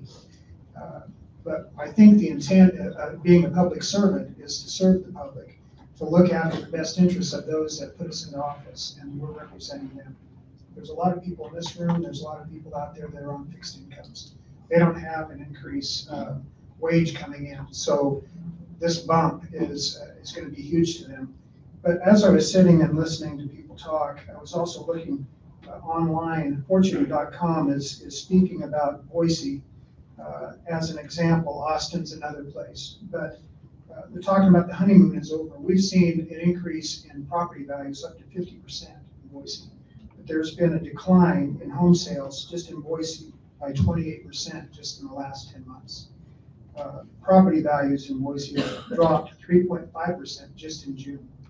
What they're expecting by the end of the year is a tremendous decrease in property values. What that means is if you're setting a new base, and you're planning on that base being where you're going to be going down to for next year, I would speak to you, Leslie. I would hope that you would reach out to the City of Nampa officials and work with us, and the 2 new commissioners, since this is your last budget. I've worked on 9. I think it's different. In Boise, we're a full-service city. And when we're talking about an increase, we've worked as a team asking our department heads to put together a balanced budget, bring it back for your consideration, for our consideration. We told them 2%, nothing more than 2% this year. And that means about 1% is about 500,000, but we allowed an additional 0.5% to be put aside just for the police in the event that we got a grant that would allow us to have more officers. We're not seeing people leave. We're seeing people, because of the culture in Nampa, appreciating the values that we have, and they appreciate working there. So, again, thank you. Hill, and then Hubert, and then Beverly Harrington, and then Steve Burton. Yeah, anyone else wants to sign up? Monica's got signed up. Thank you. I'm Lynette Hill, and I just have a couple comments and a question. You know, when I didn't understand a lot of the information presented tonight, but when I heard of a salary that goes from 1483 to 1993, that's over a 33% raise. That really needs to be looked at closely.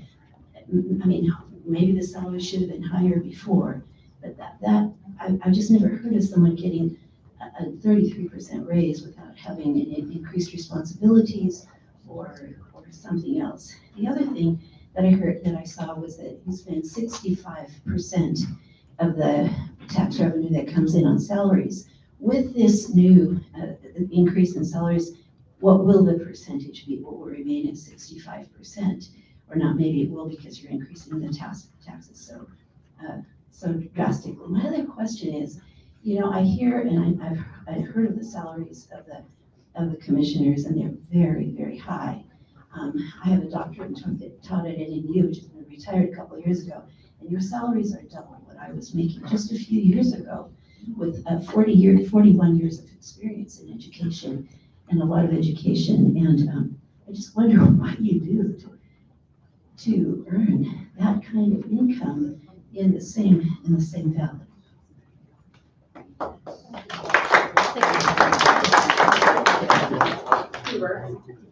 And then, could you please answer that question? what do we do? What do you do, and who evaluates you to determine?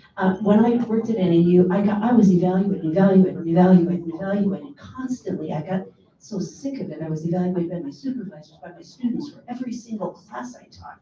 It really got old. Who evaluates you? I mean, I know you have elections, but those people aren't supervising you. Those are just seeing the end result. There is no one else supervising us than the electors. Well, that's very unfortunate. Very unfortunate.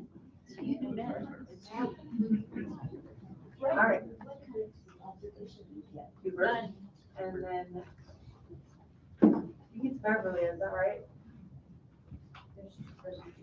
Beverly Harrington? Is that the right name? Steve Burton after that. My name's Hubert Osborne. I reside in Nampa, Idaho, with my first wife. Good evening, Commissioners. And Merry Christmas. It's a rare occasion when employees can get a significant increase and you can reduce the property taxes. And I would like to thank our two people over here in Bryce, Mr. Stender, for the work of the legislature. It's not done, but they're working on what needs to be done. As a part of, if we were to go with no property tax, which sounds pretty good to me, part of that would be the elimination of the assessor's job. That would be a cool $4 million. Sorry. I noted this, I do not find anything in the budget that's money is being put aside for new trailers or jail, as you would prefer to call it. Is that not important anymore?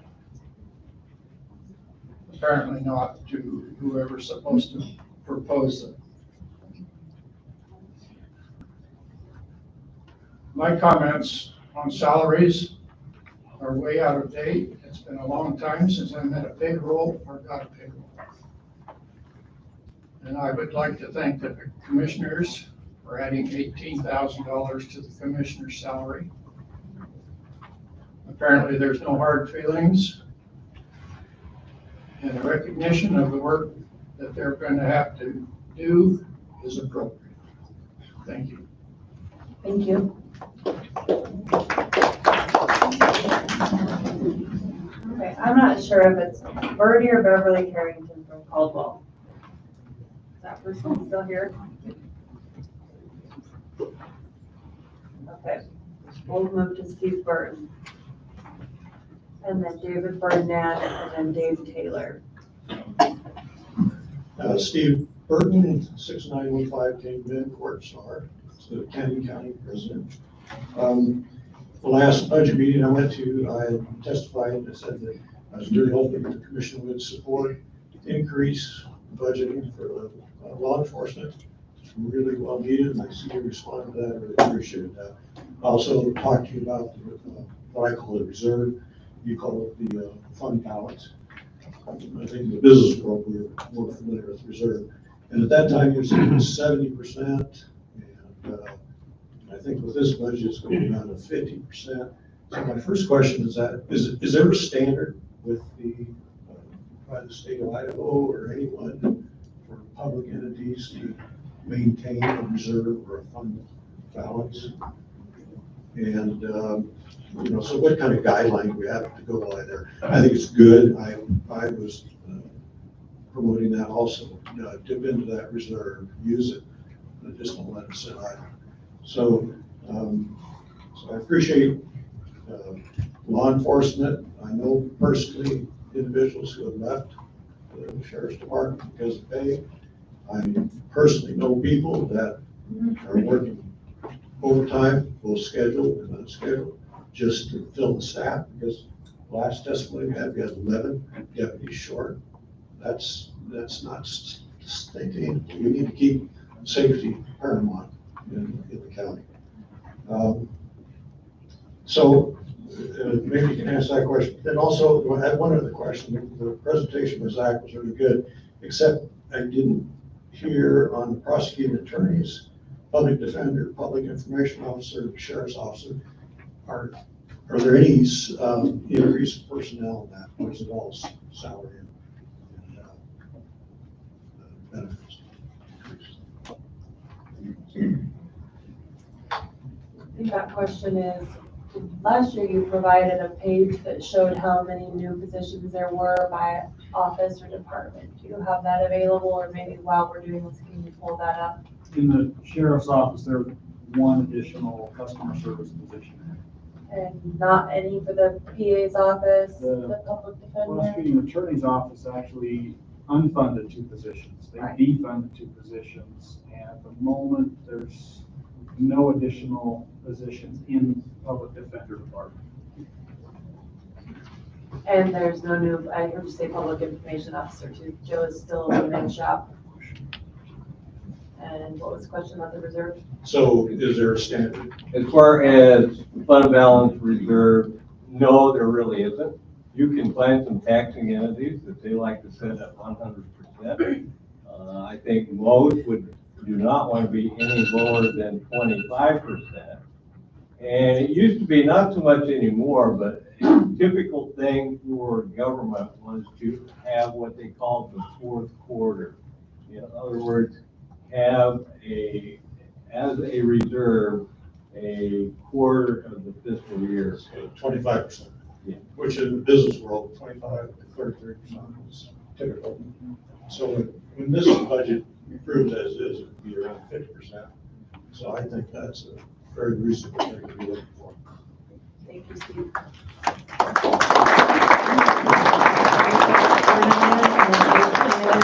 Sheila Ford.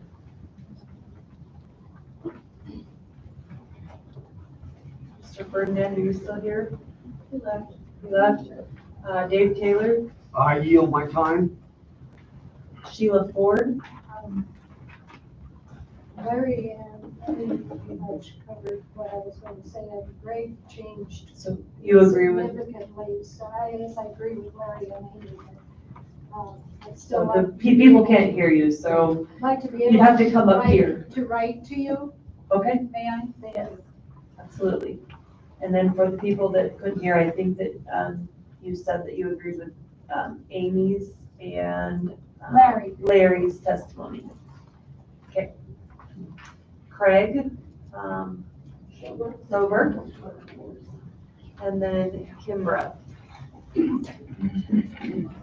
Monica, do we have any other pages? Okay. Good day, commissioners and audience. I'm just going to give some perspectives on things. I'm a humble, good citizen. I'm working real hard to try to be part of this community. I wasn't born here, sorry it took me so long to get here. So some perspectives are this. We shouldn't have any property tax at all. It's taxing on your life and your abode and we live. Consumption tax, everybody uses police, this, that, the other. Everything is used by everybody, including the transient people. So, hey, let's just make it consumption tax. I donated my time to, I was a self-employed dentist for 40 years. I know about 16-hour days because that's, if I was awake, I was working. I called it the twins. The practice was the twins. 14, 16, 18, 20 employees. And it was, I always wanted to go back to that 4-chair, 6-employee office. So I worked my ass off, okay? And I do appreciate the difference between where I escaped from and Susan, now Shelley at this dental board, I can pick up the phone and talk to. In that other place, it's 72 hours, we'll get back to you on a message machine and they never get back to you. So public service here has been pretty darn good. As ratios go, darn good. I donated about 3 years of my life as a reserve officer to the sheriff's department, donating my time and money. The police do different things at different times. When things are good and somebody can keep track of it with an external assessment, not an internal assessment, they're doing great. Hey, thanks, keep paying them. When we have trouble and things are growing and we have more new players in town, new cats doing their thing, pay them. So I'm the anti-defund the police crap. We don't need that. So thank you guys. Everybody's here doing that. I did a little bit. You do it professionally. Oh, and by the way, let's not have marijuana in Idaho because I don't think it makes anybody's job easier. It was the doc, so they're hitting me up. Hey, doc, could you give me some medical marijuana? Man, you know, yeah. It's all about feel good. It ain't about medical. Okay. I'm not getting together on why are we blocking all the north-south streets, Linden, or east what? Linden and U-Stick and the both sides of U-Stick around that part of the town. We can't move over there. Who invented this making all the places that you have to go, not having a sheriff out? That was horribly planned. Rob goes up to the airport and says, hey, the city or county or whoever it was, I don't know, you guys know these people, hired 2 different contractors to do these jobs, and they never talk to each other, they just want to go do their thing, okay? So, so a stable pay rate for our police should be right, regardless of good times, good merit, that things going well, we got a good safe place to live. And I'm in Greenleaf, where you're required to own a gun to live there, so okay. So am I beeping off? Yeah, so thank you for my time. I just want to put a little perspective on things. Thank you much. I appreciate that. Thank you, guys. Peter's up next. And I will say for the record, Craig, we don't have anything to do with the roads, so I agree with you, it is horrible.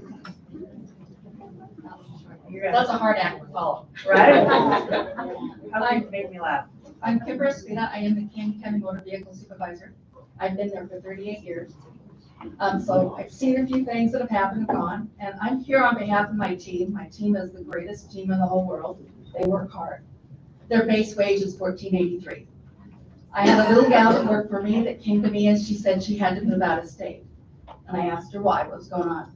She made $14.83 an hour. We sat down and we did her budget. I don't know how she made it. She was living in her brother's garage, her and her son. She had to leave the state because she could not qualify to even get into an apartment. You have to make 2.5 times the value, your take-home pay, to even qualify for an apartment.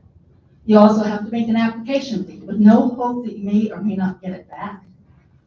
So $14.83, I ran some budgets for some of the girls in the office. There's no way, they cannot make it on $14.83. And somebody was talking about do the additional training to go ahead and move on into the world. They don't have any money to go to any training. They can't, they don't have any extra to put into a savings account. They're one disaster away from being homeless because they cannot do that.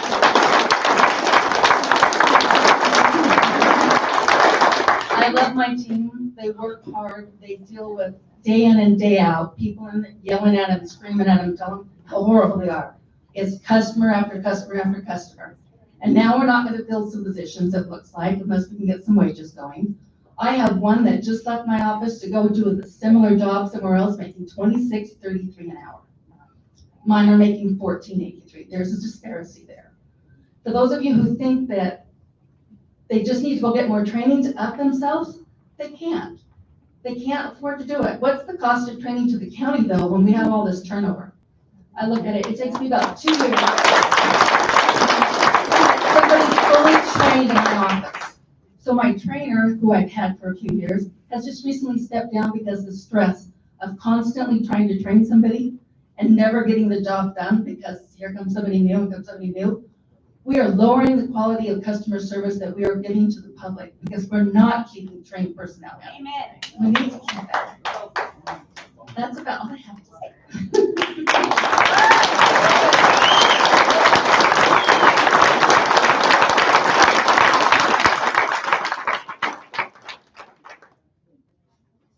hit the nail on the head, Kimbra.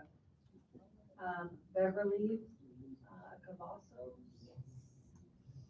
and then Mary Bamford, Mark Eden, and Europe. And then I was just saying who was after you so that they can be ready. I was hoping that someone else would address my question so I wouldn't have to speak. But I'm interested in knowing if this county has been able to secure liability insurance because we were canceled last year and we now have to pay all of the fees when people sue the county. And I can see a lot of problems in the future with people suing because we're allowing people to build homes where there's not enough water.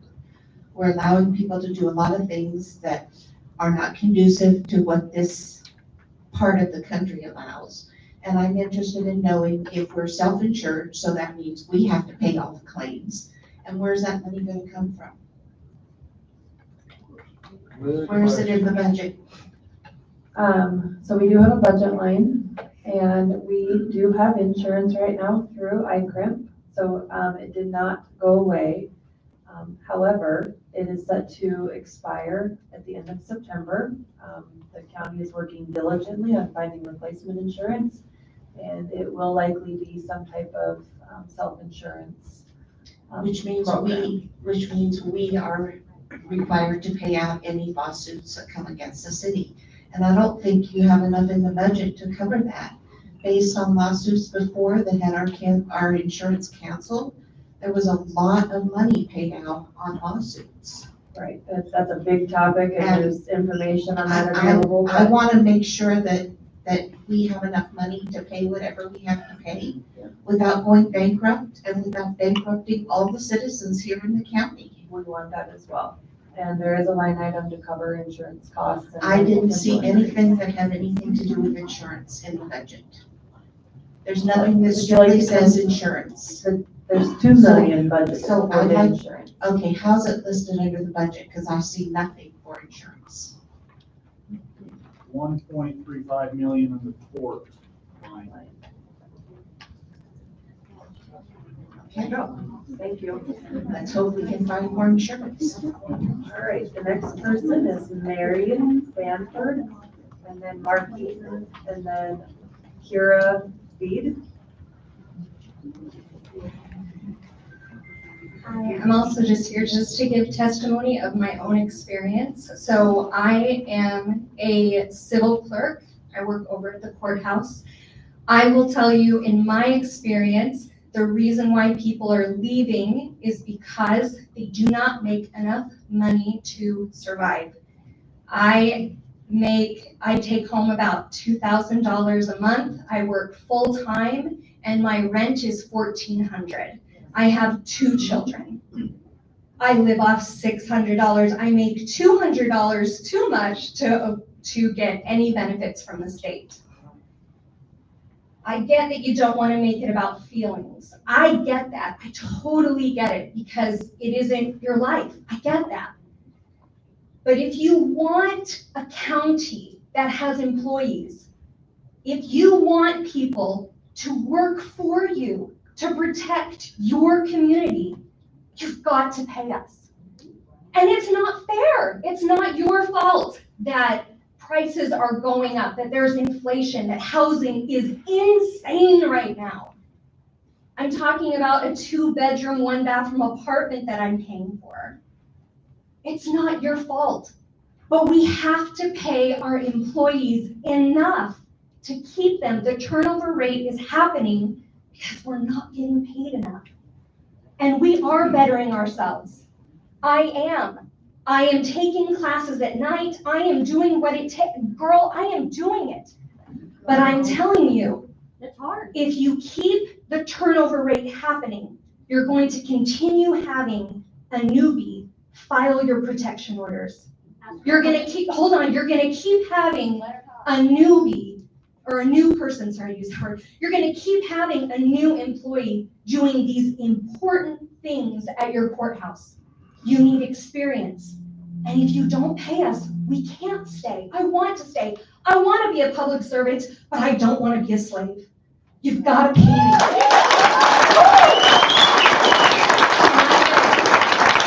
The people who are making 100,000, I don't have a lot of sympathy for you. Woo! I don't know what compression means. Is this the word he used?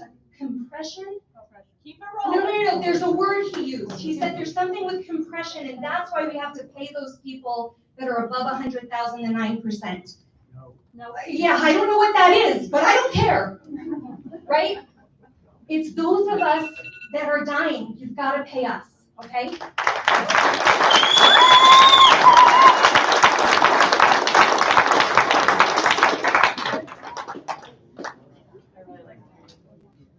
Mark Eaton, and then Kira. My name is Marky. I'm a retired law enforcement out of corrections out of California. I came up through the civil service, just like all you guys did. Civil service is a privilege, okay? You get paid the low pay, you get the good bennies, okay? That's where it's at. You get low pay, you get good bennies. But I can tell you guys right up here in this dais that the lower end always gets screwed. Yep. They always get the shaft, and people at the top, administrators, I realize they're educated.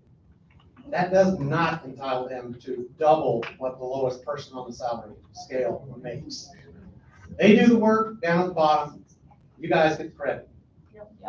All the elected officials here that are making over $75,000 a year need to have their budgets, their salaries cut and given to these people at the bottom. I don't want to see salaries that sit out here and reflect that these people are moving because they can't get paid, they can't eat, they can't buy a house. My son is working in the private sector, can't afford an apartment, he's still living in my home at 24 years old.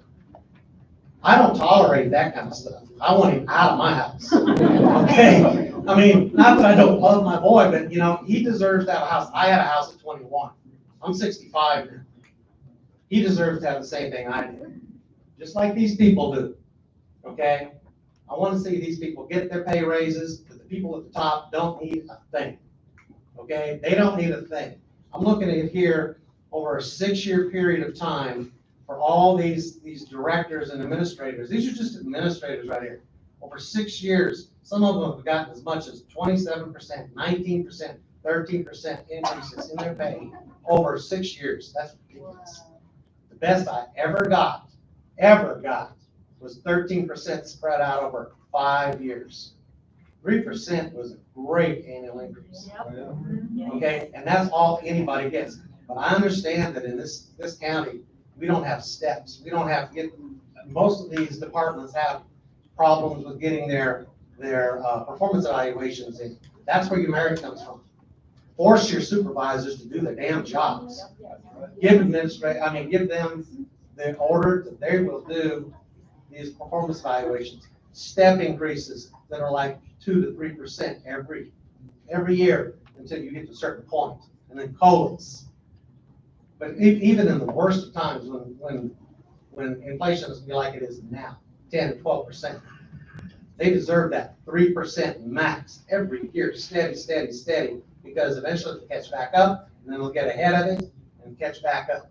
It goes up and down, but civil service, it's an honor. We did it. I did it for over 20 years. Thank you.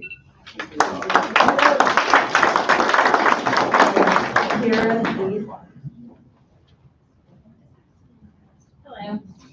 My name is Carrie Deed. I work at the Public Defender's Office, so I'm one of those people who chose to get in public service. I actually went to law school specifically to be a public defender's office, or to work in the Public Defender's Office. I wasn't intending to speak tonight, but I just felt that it was important to note. There's a lot of talk about raising our salaries based on merit, and I totally understand that. I think it's a great system. If you work hard, you get paid hard, right? The problem is we don't really have a good system to where it's fair, because it's subject to a lot of abuse. People can get pay raises based on anything, and the problem with that is that it still doesn't matter if you work hard, right? Because maybe somebody likes you more than they like me, and so they get a raise, right? The other problem is that I've only been in my office for 2.5 months. I also interviewed at Ada County. They offered to pay me more money, but I came here because I freaking love the people I work with. Everybody is amazing. My boss is amazing. My clients are amazing. I love serving my clients. The problem with also a merit-based raise system is that every single person in my office deserves a raise. Every single person in my office deserves a raise based on working hard. So when you have all of these employees that are working hard, that will deserve a merit pay raise, that's essentially what we're giving them with this base of pay raise. Because every single person in all of the offices are working hard because we don't have enough employees. And so not only are they doing their job, but they're doing the jobs of the employees that we can't keep and we can't hire because of our salaries. So, someone who's supposed to be working 9 to 5, like they're doing their job and a half. So they're getting paid even less than they're actually getting paid because they're doing 1.5 jobs, at least. And so I understand that, if you're mad about the people who are working over $100,000, but please don't lump everybody in with those people, right? There's a lot of people, and I'm not saying that people that make over $100,000 aren't working hard, but don't lump everybody in because you're mad about something else. There's so many employees that you probably don't even know about that because, they just do their jobs. And you probably don't even know it, but you would know it if they were gone, trust me. You would know it. So thank you.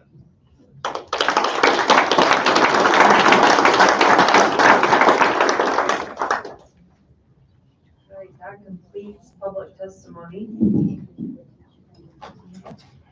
And with it, any final thoughts from the controller or the clerk? Lots of thoughts. Nice ones. Solution. Well, I think maybe we should say a little bit more about compensation. And I throw this out there. Canyon County has always been behind the curve. And you've probably heard it before, we're the training ground, particularly in law enforcement. We've been a training ground for everybody else. So when you talk about numbers, if you want to put a dollar amount on it, a percentage, whatever you want to do. And by the way, my budget always had merit pay in them. I took that out because it was being abused. Until we can figure out a system where, because I totally believe in merit pay, but if it gets abused, then I don't want to mess with it. But apples to apples, what we have to do compensation-wise is be competitive with who our competitors are. And that's where the problem lies right at the moment.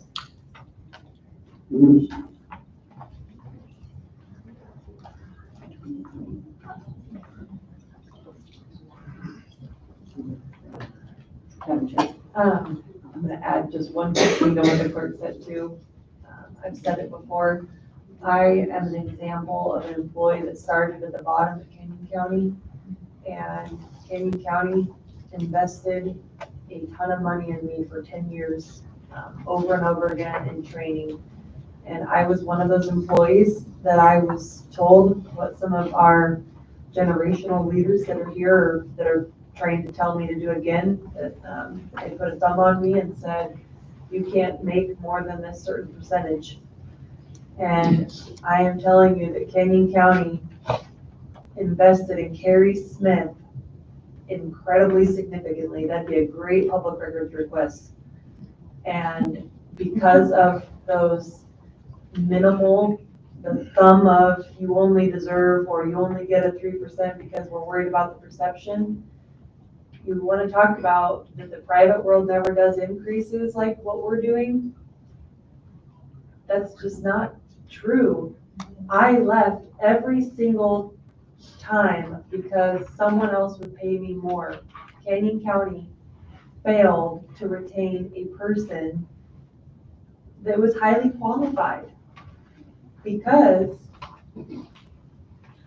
Canyon County did not want to pay me for what I had learned and what I was worth. So then I moved to the state of Idaho.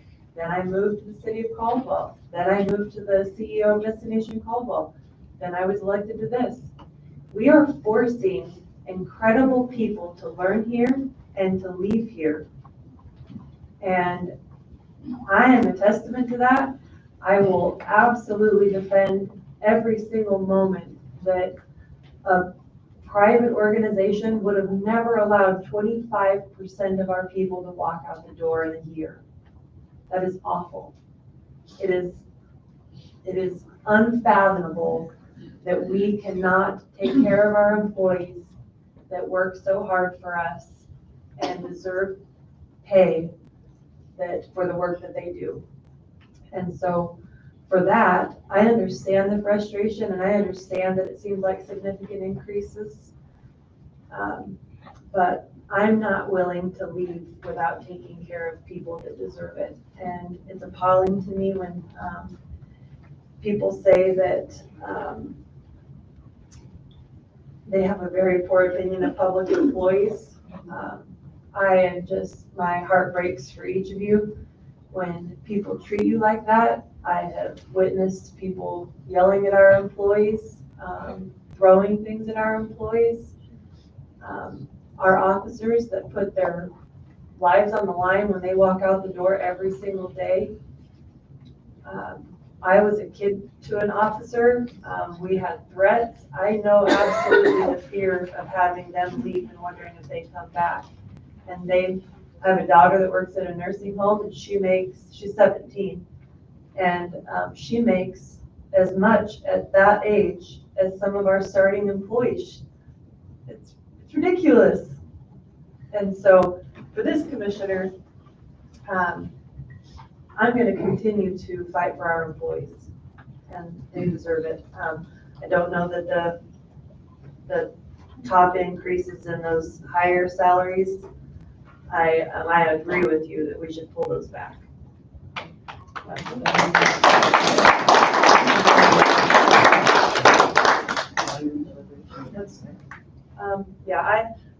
Let's do deliberation. Madam Chair. Commissioner Van Beek. Thank you for your comments, and I do appreciate everyone being here tonight. It's been a great turnout. I think it's important that people are not discouraged by the political and the national climate, and that they continue to try to make a difference in government. There does have to be accountability in government, from the city to the county to the state to the federal level. It does make a difference.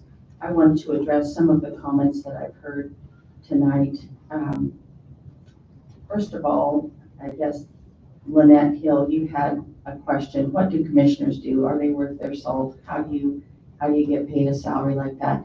Board of County Commissioners manages 15 different department heads, ranging from juvenile detention, misdemeanor probation, the landfill. There are a myriad of things that the board is required to do by statute. It's a huge job, and it's not for the faint of heart. It is more than a full-time job, and it requires a collaborative effort between 3 individuals, and that balance of power that is sometimes difficult to attain. It's set up to fail, and it's set up for conflict, but you have to continue to try to work toward the best solutions that is in the best interest of the taxpayer. That's what I know I am committed to do. I'm just speaking for Commissioner Van Beek, District 1. This job, there's been interest recently on attendance. I think that is a statement to our taxpayers. That is not totally transparent. There's been a number of records requests generated by some of the events earlier in this year. Some of those responses to those requests are that is not tracked. I don't think that is right, because in the private sector, you could not retain a job if you did not show up for the job. So attendance is critical in that. I also lobby for voting records. You want to know what we do and how we do it. We vote on many decisions every day. Those decisions, like are presented by the Idaho legislature, should be immediately available on public record, on demand. You should be able to go and see how I'm voting and ask me a question, why I voted that way. I have not gained traction with that yet. I will say that as commissioner, I have been intentional in before I was elected, there was a significant salary increase in 2016. I started looking at it then. I did request to hold salaries at 1% to 3% for commissioners for those years. Do I work for that? I can tell you every single day that I come to this county, I was a citizen first, and I work for every dollar. It is disappointing that I have employees who sometimes say they are disappointed with the work that Commissioner Van Beek does. That is offensive to me, because I am working every day for the best interest of the taxpayers of Canyon County. Kimber, I know that you were one of the first people that I went and met with Assessor Stender was kind enough to tour. I'm impressed with you as a supervisor. You guys run a tight ship. You've got people on a schedule. You are trying to meet those customer service demands. I know it's a difficult climate. I am compassionate and sympathetic to the job that you're trying to do, particularly with the state of Idaho, their software program that rolled out and was a failure. And then with just the turnover that happens. Thank you for the work that you do. The court clerk that was here that left, I guess I don't even know what to say. Her passion moved me. I appreciate what it is that she does. I understand. I have kids that are trying to be out there and earn a living, and the work that she's doing, I appreciated her comments. I can tell you that in evaluating this budget, which commissioners should have started that process months before the budget hearing. It is a huge job to evaluate salaries for 900 almost employees. Some of those employees that were granted mid-year raises before this increase, those salaries will have increased 72%. That is significant. That is not taking care of the people. And every time we give salaries and weight that upper end, I am on the radio and I'm on the record saying that we are top heavy as a county. Do people deserve to be paid? Yes. Amen. That's right. But will we be able, as LJ Wade has indicated, to pay people what they're worth? Probably not. We have valuable employees. There is also a rumor going around that I do not support increases for our law enforcement officers. I'll tell you, I support what you do every single day.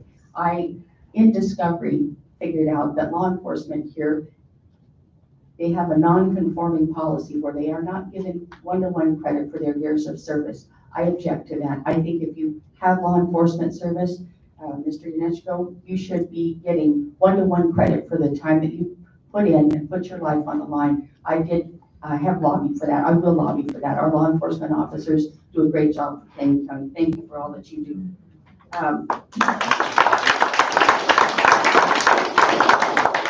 The City of Nampa was recently under some fire for their position on holding wages.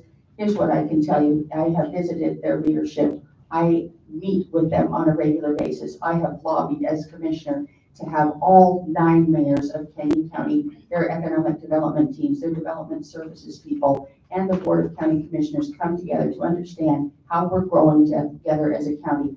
I did not gain traction for that discussion, that think tank. I was visited by a city councilman out of Middleton yesterday who said, we need to have this kind of a think tank. That will change, and that will happen in January 2023 starting. I want to commend specifically Randy Haverfield. Your leadership in Nampa has been exemplary. Your leadership and your ability to pay off the bonds from a previous administration that were made not in the best interest of the citizens of Nampa. You are paying those bonds off and you're paying them off early. You have established a capital improvements plan. Your fund balance is almost 1-to-1. You have employees. I met with Joe Huff. One of the statements that he made as I met with officers is that culture is an issue here at the county that needs to be addressed. That's the elephant in the room. I am going to lobby for officers to work in an environment where they are treated respectfully and with dignity every single day. That is apparent, and that is what happens in the city. There is a steady and sustained approach to wage increases and a productive and positive culture. Thank you for what you do. They recently earned the ICRIMP award, first time in the nation for Nampa to receive an award for the best run city in America. That's worth celebrating, and that's a model that we want to put And now for my comments. First, I'd like to thank our dedicated employees who work faithfully to provide the necessary services to the citizens of Canyon County. Like you, I choose to work in public service because I want to make a difference. I enjoy the benefits of job security and will someday enjoy the benefits of Percy retirement. I believe in what we do, and I believe that years from now, our collective efforts will leave a vibrant legacy as well as a thriving community which can be directly tied back to our time of service at Canyon County. Thank you to every taxpayer who has taken the time to show up and discern what is happening in local government. It is a disservice if we do not recognize your contribution. The taxpayer gives from his paycheck to ensure that we have ours. As I have stated many times, public service differs from the private sector in that government does not generate a profit. Those in the private sector generate a profit, and from those profits, salaries are paid to government employees. The taxable portion of that profit pays for services and salaries. Many of you are here this evening because you have a vested interest in your employment and compensation. Compensation is important to government employees and taxpayers alike. There is an expectation of transparency and a high-level customer service in exchanges for the taxes that you pay. A tentative budget was initially approved by this board, by a board majority, granting an annual increase of $12,000 to all 886 employees, regardless of tenure, performance, or mid-year raises.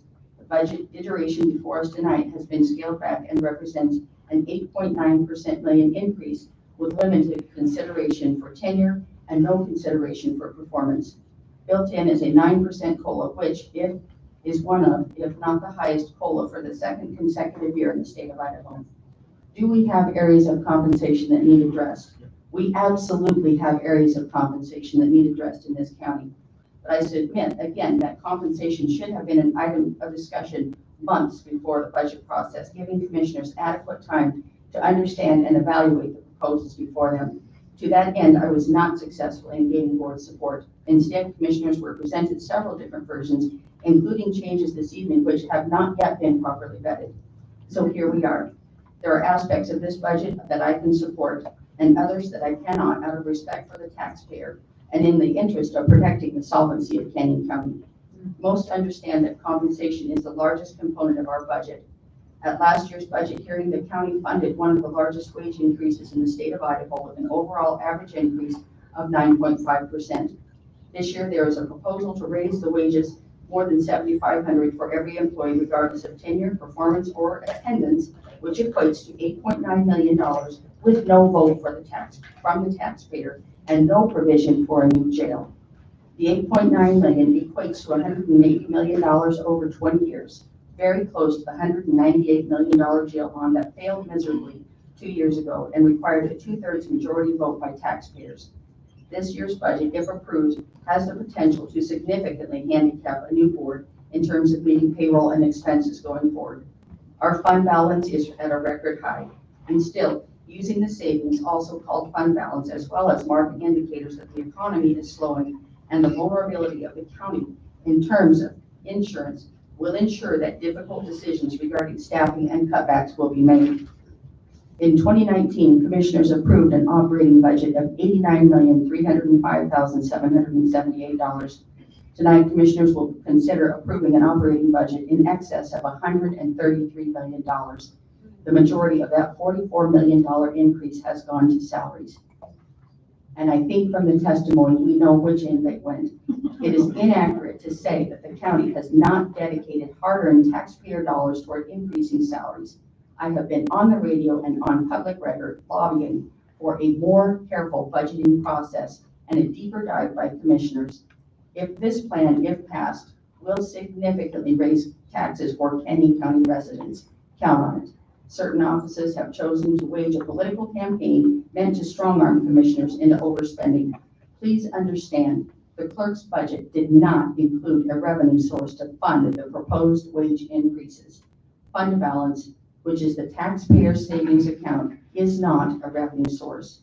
Fund balance is a rainy day fund and serves as protection for the county in the event of a downturn or a recession. It safeguards the county's long-term financial interests.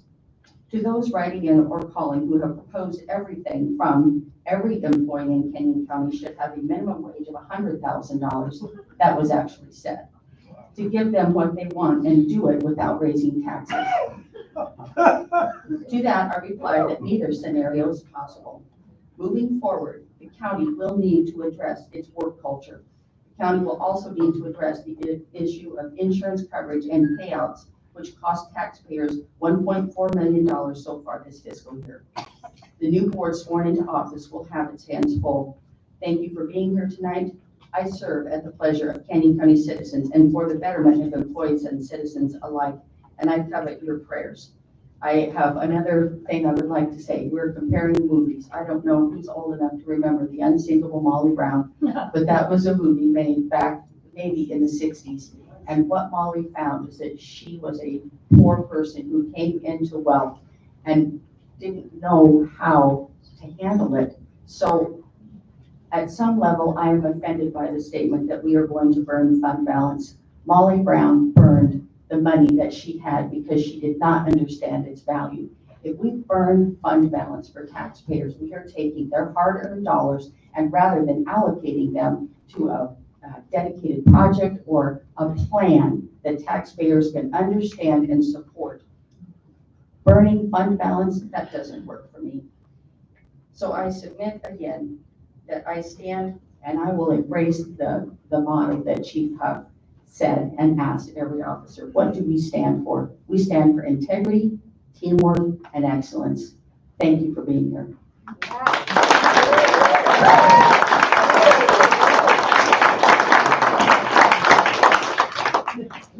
question, Commissioner Gandy. NAMPA pays their police chief $166,000. Do you believe that they overpay him?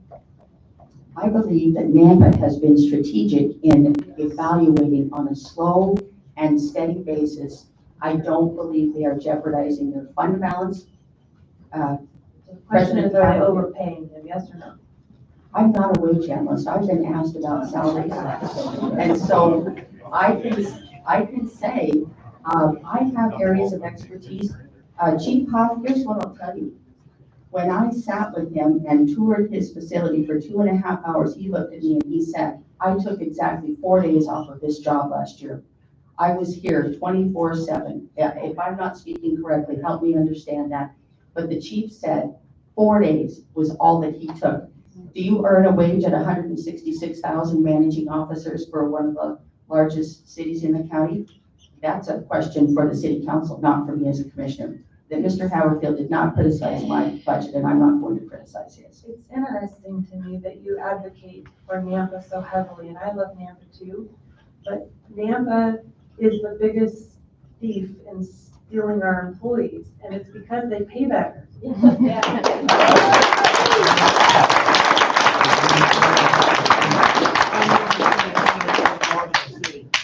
It's significant how much they pay, yet those, I'm so annoyed right now, like, those people that are paying for those raises are the same people that are complaining about us wanting to pay for our employees. And it's wrong, and we're not gonna judge NAMPA for the rates that they pay, that, again, they steal our employees, and so we train them, and then we send them out the door to go work for someone else, and I'm just a little bit like, the judgment of what we're doing for our employees, and yet no criticism is found for what NAMPA, I mean, we feel good about $166,000 going to a police chief that doesn't operate a jail, that a city that is growing at rapid rates, we have no room in the jail for the people that they arrest. And it's appalling that you're advocating for them and not for our people. And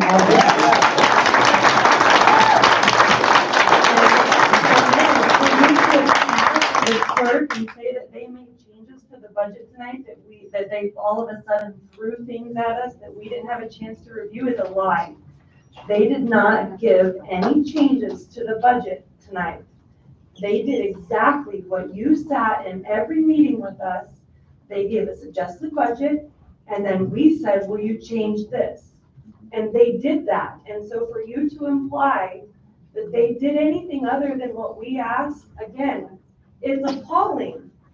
There was a reduction, you're correct. There was a reduction that email string was sent out, reducing $4 million. And I want the opportunity to speak for myself. I support. You did speak for yourself. I support our officers. I do. There is no disrespect intended toward that at all. When I sat with the chief, he asked, and one of the factors, pay is a factor, culture is a factor, the ability to advance and move forward, training opportunities. Those are all factors that are go into why a person decides to work where they work. That is a true statement. And I have people that contact me unsolicited. Until we can get some of those cultural issues addressed. Sure, include you. All right. Okay, you're up. Can I talk? Please. Okay. I want to say thank you to everybody that was here. Oh, I'm sorry. I always do that, don't I? Pick it up and pull it to you. We need to get you the kind of low. There you go. So that no matter Okay. which way you turn, you're still talking into the microphone. I just want to say thank you to everybody that is in this room, those that are employees, those that are citizens, and those that are neighbors, and that's all of us. Okay, that's all of us. That really is. I appreciate you being here, and I've really enjoyed hearing the message that you had and the information and your reasoning and your opinions. Thank you very much. You were very honest, and it was very refreshing. So I'm going to be, this is my last budget. I had 10 with the city of Nampa, and I've had 6 here, so this is number 16. And I can say that I don't know if I can say I've enjoyed every one of them or not. Yes, okay. They've all been really enlightening. That's a word I like. They've all been very enlightening, and change comes. And I remember reading campaign things and somebody running in maybe in Ada County, and they're saying, I will not raise the city budget. I think, where's Randy Haverfield? I want to go. That's kind of hard to make a statement on that. There's Randy. Now I can see his face.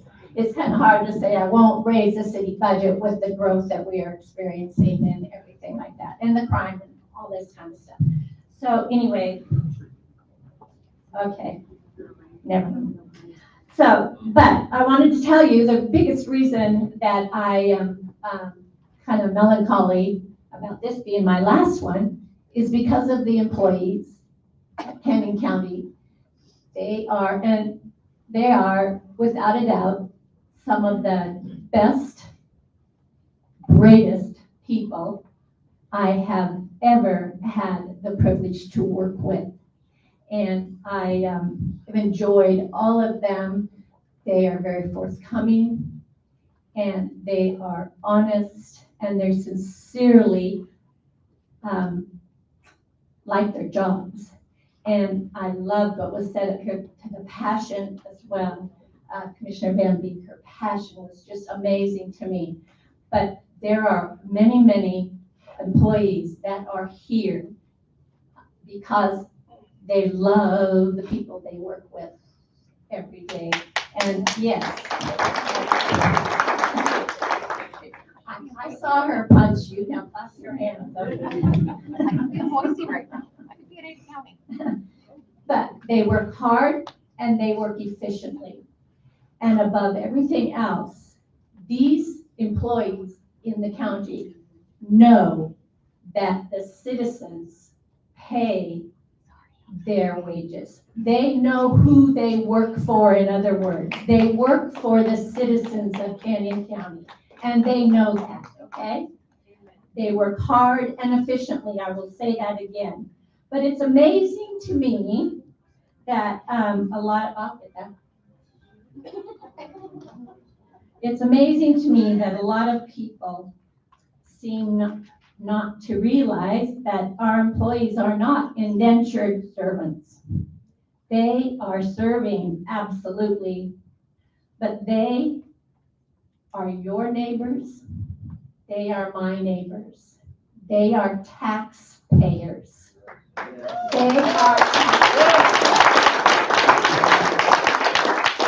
They shop at the same grocery stores that we shop at. They pay the same prices. They fill their cars for gas, and they pay the same price for gas. And some of them drive here. It took me 1 hour to get to this place from where I live in Southeast Nampa. It took me an hour tonight to get here. What is that? I mean, this is the land of orange cones, sure, but I'm telling you, that, oh Lord. Anyway, they go to the same churches we go to. Probably some of you in this room go to church together, okay? And we all need to go probably a little bit more the way the shape our world is in, huh?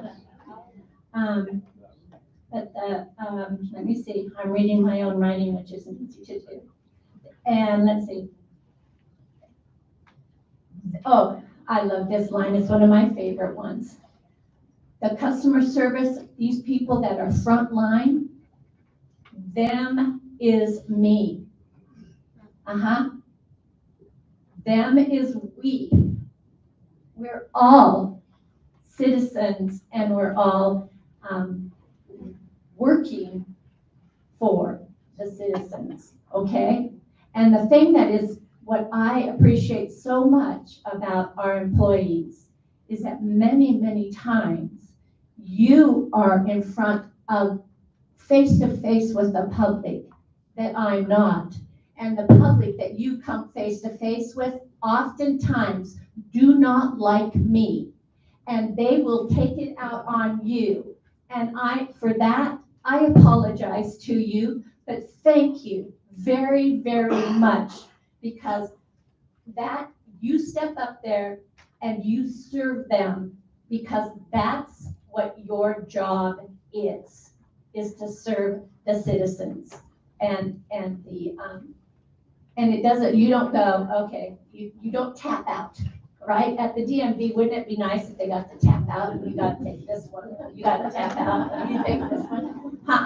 No, they don't. They're there for the long haul. And Kimbra, thank you so much. The employees that took the time to be here tonight and give us, all of us in this room, your firsthand, your personal story. Thank you very, very much. That truly meant a lot. And to hear our citizens weighing in, I appreciate, Beverly, wasn't it? I appreciate your concern about the insurance.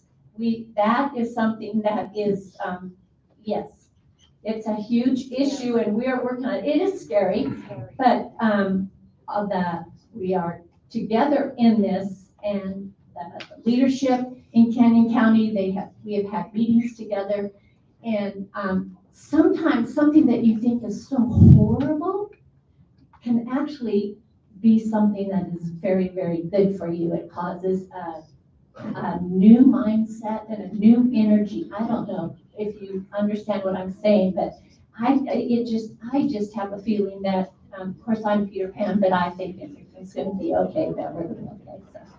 So. And I would like to thank my fellow commissioners. No, we don't always get along, but you don't take it personal. That's what happens it's called politics, okay? And some people are really good at it, and some people stumble around in that. They aren't, you know? But I appreciate to share the opinions of my fellow commissioners. And you know, it was somewhat, oh, I can just talk about that. You all look wide awake. Anyway, it really was cool to be part of history and to be an all-female board of county commissioners. That was, to me, one of the greatest privileges I've ever been a part of. I mean, think about it. It really is something. It's historic. I mean, I like that. And so everything, every day. I don't know if two new commissioners, are you here? No. Neither one. Oh, you're not one, Larry. Who's one? No, neither one of them are? Okay. I'm very sorry about that. Zach Brooks will be taking my seat, and I think that you will enjoy him. I introduced him he was here the other day, and I got to introduce him to a lot of our staff and other elected officials and stuff like that. So it was very, very nice, and I think that he's going to do a good job, I think. And because the thing of it is that the three commissioners, it's not it is my opinion, but it's not all up to us. It takes a village, and it takes all of the electeds, and that's why the structure is set up the way it is. And the courts are here, and such honorable, that has been a delight. Jamie, it's good to have you here tonight for the trial court administrator, standing back there. And I appreciate her very, very much, and the people that are the leadership, and all of you, the way you handle your job. And the way you carry yourself and represent this county. So I probably need to wrap up. Oh, yes. Oh, yes. Are they saying, keep going, keep going? Are you the sergeant of arms? No, okay. I disagree with a lot of your comments. Why did eight Okay. All right. I'm talking, you're not, tonight. Okay, that just tonight, we can have an agreement. So are you. Okay, thank you very, very much for being here tonight. And P.S. We have not passed a budget yet, so anybody that's sitting out here that thinks that we passed 12,000 or 18 million or whatever, we haven't passed a budget yet. Are there any elected officials that are here that would like to speak before we close? Please. All right. There was a lot of information, and I personally would like to take a little bit of time to consider the testimony that we received today before we make a decision on the final budget. So with that being said, I would entertain a motion to continue this hearing to Friday, August 19th at 2 p.m. This hearing. Yes. Madam Chair. Commissioner Van Beek. I move that we continue the budget hearing to a date specified of Friday, August 19th at 2 p.m. I'll second that motion. So there's a motion by Commissioner Van Beek and a second by Commissioner Smith to continue this hearing to Friday, August 19th at 2 p.m. All those in favor say aye. Aye. Any opposed? Let the record show that there are 2 in favor and 1 opposed to continue this hearing. And that completes this meeting. That will be in this room.